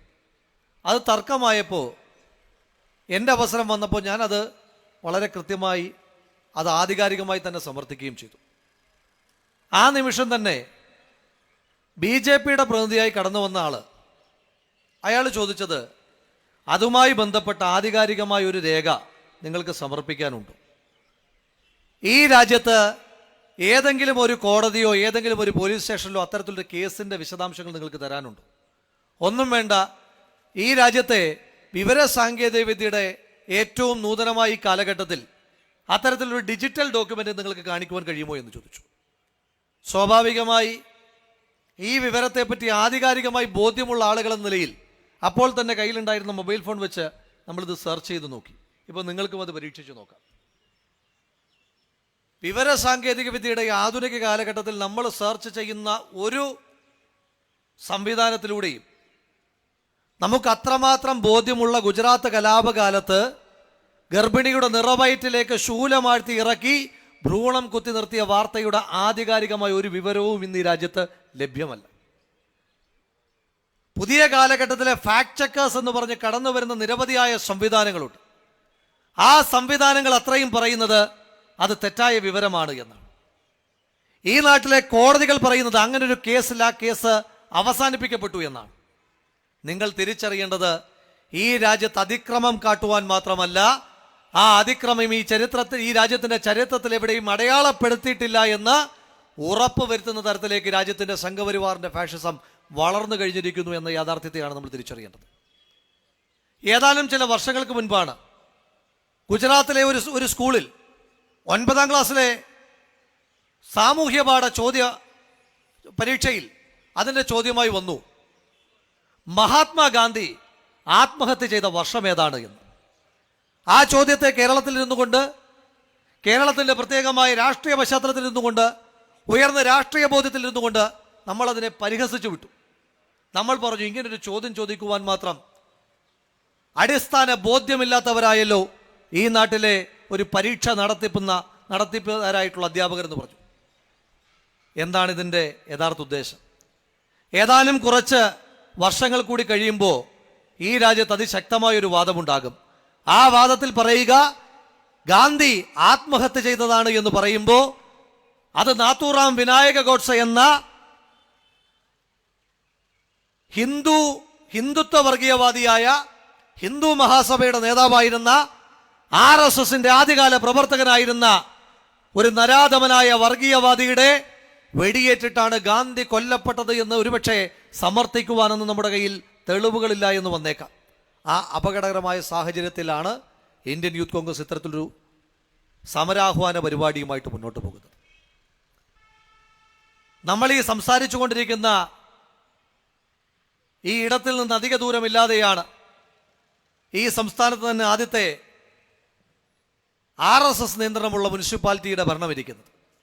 ഇവിടെ അബിൻ സൂചിപ്പിച്ചതിൽ നിന്ന് ഒരു കൂട്ടിച്ചേർക്കൽ കൂടി മാത്രം നടത്തിക്കൊണ്ട് ഞാൻ എൻ്റെ വാക്കുകൾ അവസാനിപ്പിക്കുകയാണ്. ഒരു തർക്കവും വേണ്ട പ്രിയമുള്ളവരെ, RSSനെതിരെ വേദി കെട്ടി പ്രസംഗിക്കുക മാത്രമല്ല നമ്മൾ ചെയ്യുന്നത്. 2026 നടക്കാൻ പോകുന്ന കേരള നിയമസഭാ തെരഞ്ഞെടുപ്പിനേക്കാൾ ഈ പാലക്കാടിന്റെ മണ്ണിൽ നിന്നുകൊണ്ട് പറയുവാൻ ആഗ്രഹിക്കുന്നു, അതിനേക്കാൾ ആത്മാർത്ഥമായി ആവേശമായി നമ്മൾ കൈകാര്യം ചെയ്യുവാൻ പോകുന്നത് 2025 ആണ്ടിലെ തദ്ദേശ സ്വയംഭരണ സ്ഥാപനങ്ങളുടെ തിരഞ്ഞെടുപ്പായിരിക്കും. ആ തിരഞ്ഞെടുപ്പിൽ ഈ നാട്ടിലെ RSSന്റെ തിരുശേഷിപ്പായ പാലക്കാട് മുനിസിപ്പാലിറ്റിയിൽ നിന്ന് RSSനെ ആട്ടിപ്പായിച്ച് ഇവിടെ ഐക്യ ജനാധിപത്യ മുന്നണിയുടെ ഭരണസമിതിയെ നമ്മൾ കൊണ്ടുവരിക തന്നെ ചെയ്യും. അതിനു വേണ്ടിയിട്ടുള്ള ശക്തിപ്പെടുത്തലായിരിക്കും, അതിനു വേണ്ടിയിട്ടുള്ള അടിസ്ഥാനപ്പെടുത്തലായിരിക്കും ഈ സമ്മേളനമെന്ന് മാത്രം സൂചിപ്പിക്കുവാൻ ആഗ്രഹിക്കുകയാണ്. ഇവിടെ സൂചിപ്പിക്കപ്പെട്ടതുപോലെ രാജ്യത്തെ ഭരണഘടനാ സ്ഥാപനങ്ങളെല്ലാം ഓരോ ദിവസവും കഴിയും തോറും നമ്മുടെ പ്രതീക്ഷകളെ നശിപ്പിച്ചുകൊണ്ടിരിക്കുന്ന സാഹചര്യം. ഈ രാജ്യത്തെ ഏറ്റവും അധികം ക്രിയാത്മകമായ ശാസ്ത്രബോധത്തിലൂന്നിയ സംവാദങ്ങൾ നടക്കുന്ന ജവഹർലാൽ നെഹ്റു സർവകലാശാല, ഇന്ത്യയുടെ പ്രഥമ പ്രധാനമന്ത്രിയായ ശ്രീ പണ്ഡിറ്റ് ജവഹർലാൽ നെഹ്റുവിന്റെ നാമധേയത്തിലുള്ള ആ സർവകലാശാലയുടെ പുതിയ വൈസ് ചാൻസലറോട് ഈ അടുത്തിടയ്ക്ക് മാധ്യമപ്രവർത്തകർ ചോദിച്ചു, ഗാന്ധിയാണോ നാത്തൂറാം വിനായക ഗോഡ്സെയാണോ കേമമെന്ന് ചോദിച്ചപ്പോൾ ആ വൈസ് ചാൻസലർ ഒരു ഉളുപ്പുമില്ലാതെ പറഞ്ഞത് ഒരു ശകലം മെച്ചം ഗാന്ധിയാണ്. ജവഹർലാൽ നെഹ്റു സർവകലാശാലയുടെ വൈസ് ചാൻസലർക്ക് നാത്തൂറാം വിനായക ഗോഡ്സെയും ഗാന്ധിയും താരതമ്യപ്പെടുത്തുമ്പോൾ ഒരു ശകലം മാത്രം മെച്ചമാണ് ഗാന്ധി എന്ന് തോന്നുന്ന രീതിയിൽ ഈ രാജ്യത്തെ വിദ്യാഭ്യാസ മേഖലയെ അധമമായ RSS വൽക്കരണത്തിലേക്ക് കൊണ്ടുപോയിരിക്കുന്നു.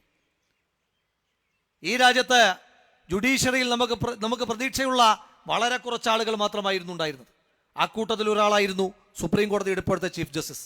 ആ ചീഫ് ജസ്റ്റിസ് എങ്ങനെയാണ് ഇന്ത്യയുടെ പ്രധാനമന്ത്രിയെ അദ്ദേഹത്തിന്റെ വീട്ടിലേക്ക് സ്വീകരിച്ചാനയിച്ചു കൊണ്ടുപോയതെന്ന് കണ്ട് ഈ രാജ്യം തലകുനിച്ചതാണ്.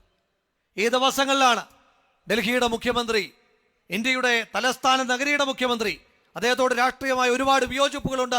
ഈ തെരഞ്ഞെടുപ്പിൽ അദ്ദേഹം നടത്തുന്ന പ്രവർത്തനങ്ങളിൽ പോലും BJPക്ക് വഴിമരുന്നിട്ട് കൊടുക്കുന്ന നിരവധിയായ പ്രവർത്തനങ്ങൾ അദ്ദേഹം നടത്തിക്കൊണ്ടിരിക്കുകയാണ് എന്നുള്ള യാഥാർത്ഥ്യത്തെ ഉൾക്കൊണ്ടുകൊണ്ട് തന്നെ പറയട്ടെ, അദ്ദേഹം ചോദിച്ചൊരു ചോദ്യമുണ്ട്. ഈ രാജ്യത്തെ മുഖ്യ തെരഞ്ഞെടുപ്പ് കമ്മീഷണറോട് അദ്ദേഹം ചോദിച്ചത്, അങ്ങയുടെ റിട്ടയർമെന്റിന് ശേഷം അങ്ങ് ഏത് പദവി കാത്തിരിക്കുന്നതിന്റെ പേരിലാണ് ഈ മുഖ്യ തെരഞ്ഞെടുപ്പ് കമ്മീഷണറുടെ പദവിയെ RSSന് നിങ്ങൾ കാവൽക്കാരനായി കൊണ്ടുകൊടുത്തിരിക്കുന്നതെന്ന ചോദ്യമുണ്ട്. ആ ചോദ്യമാണ് ഈ രാജ്യത്തെ ഏറ്റവും നിഷ്പക്ഷമായി പ്രവർത്തിക്കുന്ന തെരഞ്ഞെടുപ്പ് കമ്മീഷൻ അടക്കമുള്ള സ്ഥാപനങ്ങൾ നേരിടുന്ന ഏറ്റവും പ്രധാനപ്പെട്ട ഐഡന്റിറ്റി ക്രൈസിസ്. അതടക്കം ജുഡീഷ്യറിയും ഡെമോക്രസിയും നമ്മുടെ രാജ്യത്തെ ഏറ്റവും നിഷ്പക്ഷമായി പ്രവർത്തിക്കേണ്ട തെരഞ്ഞെടുപ്പ് കമ്മീഷനും ബ്യൂറോക്രസിയുമെല്ലാം നിരന്തരമായി RSS വൽക്കരിക്കപ്പെട്ടു പോകുമ്പോഴും നമ്മുടെ രാജ്യത്തെ മതേതര വിശ്വാസികൾക്ക്, നമ്മുടെ രാജ്യത്തെ ജനാധിപത്യ ബോധ്യമുള്ള മനുഷ്യന്മാർക്ക്, നമ്മുടെ രാജ്യത്തെ ഭരണഘടനയെ ചേർത്ത് പിടിക്കുന്ന ആളുകളുടെ അവസാനത്തെ അത്താണി എന്ന് പറയുന്നത് ഇന്ത്യൻ നാഷണൽ കോൺഗ്രസ് എന്ന എന്റെയും നിങ്ങളുടെ പ്രസ്ഥാനം മാത്രമാണ് എന്ന ആ പ്രതീക്ഷയോടുകൂടി, ആ പ്രതീക്ഷയിൽ ഈ രാജ്യം ഇന്ന് നേരിട്ടുകൊണ്ടിരിക്കുന്ന എല്ലാ ഫാഷിസ്റ്റ് വെല്ലുവിളികളെയും അതിജീവിച്ചുകൊണ്ട് ഈ രാജ്യത്ത് നമ്മൾ പാലക്കാട് മുനിസിപ്പാലിറ്റി പിടിച്ചെടുക്കുമെന്ന് പറഞ്ഞതുപോലെ ഈ രാജ്യത്തെ സംഘപരിവാർ ഫാഷിസത്തിൽ നിന്ന് ഇന്ത്യ മഹാരാജ്യത്തിന്റെ അധികാരം നമ്മൾ പിടിച്ചെടുക്കുന്ന നാൾ വരെ നമ്മൾ ഈ പോരാട്ടവുമായി മുന്നോട്ട് പോകുമെന്ന് മാത്രം സൂചിപ്പിച്ചുകൊണ്ട് പ്രൗഢഗംഭീരമായി സംഘടിപ്പിച്ച ഈ പരിപാടിക്ക് പാലക്കാട് ജില്ലാ യൂത്ത് കോൺഗ്രസ് കമ്മിറ്റിക്ക് എല്ലാവിധമായ അഭിവാദ്യങ്ങളും സമരൈക്യദാർഢ്യങ്ങളും അർപ്പിച്ചുകൊണ്ട് നിർത്തുന്നു. നന്ദി, നമസ്കാരം. ജയ് ഹിന്ദ്, ജയ് യൂത്ത് കോൺഗ്രസ്. യൂത്ത് കോൺഗ്രസ് സംസ്ഥാന വൈസ് പ്രസിഡന്റ് പ്രിയങ്കരനായ അനു താജ്.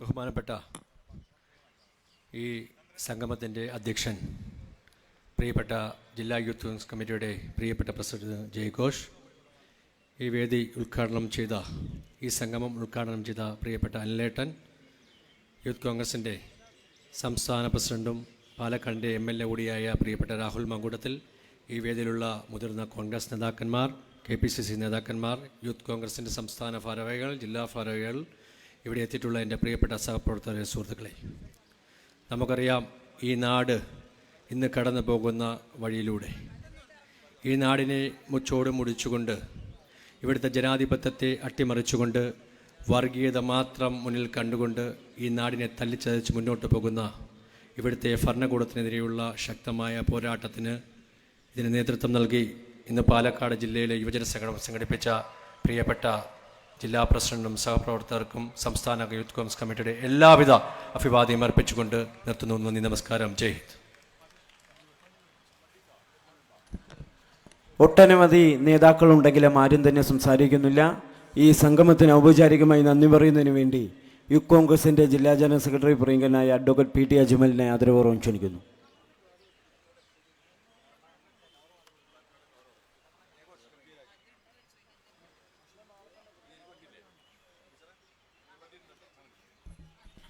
ഏറെ ഈ യോഗത്തിൻ്റെ അധ്യക്ഷൻ പ്രിയപ്പെട്ട ജയഘോഷ് ഉൾപ്പെടെ, ഈ യോഗത്തിൽ പങ്കെടുത്ത പ്രിയപ്പെട്ട AP അനിൽകുമാർ MLA ഉൾപ്പെടെ, പ്രിയങ്കരനായ യൂത്ത് കോൺഗ്രസ് സംസ്ഥാന പ്രസിഡന്റ് പ്രിയപ്പെട്ട രാഹുൽ മാങ്കൂട്ടം MLA ഉൾപ്പെടെയുള്ളവരെ, പ്രിയമുള്ളവരെ, ഏറെ വൈകി എല്ലാവരെയും ഒറ്റവാക്കിൽ അഭിവാദ്യം ചെയ്തുകൊണ്ട് പാലക്കാട് ജില്ലാ കമ്മിറ്റിക്കും ഈ പരിപാടിയിൽ സംഘടിപ്പിച്ച എല്ലാ സംഘാടകരുടെയും പേരിലും നിങ്ങളെ ഈ യോഗത്തിൽ പങ്കെടുത്ത, ഇതിനുവേണ്ടി പ്രയത്നിച്ച ഓരോ ആളുകളുമുണ്ട്. കുറേ ദിവസങ്ങളായി മണ്ഡലം തലങ്ങളിൽ പദയാത്ര നടത്തി, മറ്റു വിവിധങ്ങളായ പരിപാടി നടത്തി ഈ പരിപാടിയെ വൻ വിജയമാക്കാൻ സഹകരിച്ച എല്ലാവരെയും ഒറ്റവാക്കിൽ നന്ദി പറഞ്ഞുകൊണ്ട് അധ്യക്ഷന്റെ അനുമതിയോടുകൂടെ ഈ യോഗം അവസാനിച്ചതായി അറിയിക്കുന്നു.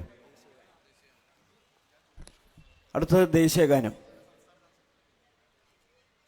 जनगणमन अधिनायक जय हे भारत भाग्य विधाता, पंजाब सिंध गुजरात मराठा द्राविड उत्कल बंगा, विंध्य हिमाचल यमुना गंगा उच्चल जलधि तरंगा, तव शुभ नामे जागे तव शुभ आशीष मांगे, गाहे तव जय गाथा, जनगण मंगलदायक जय हे भारत भाग्य विधाता, जय हे जय हे जय हे जय जय जय जय हे।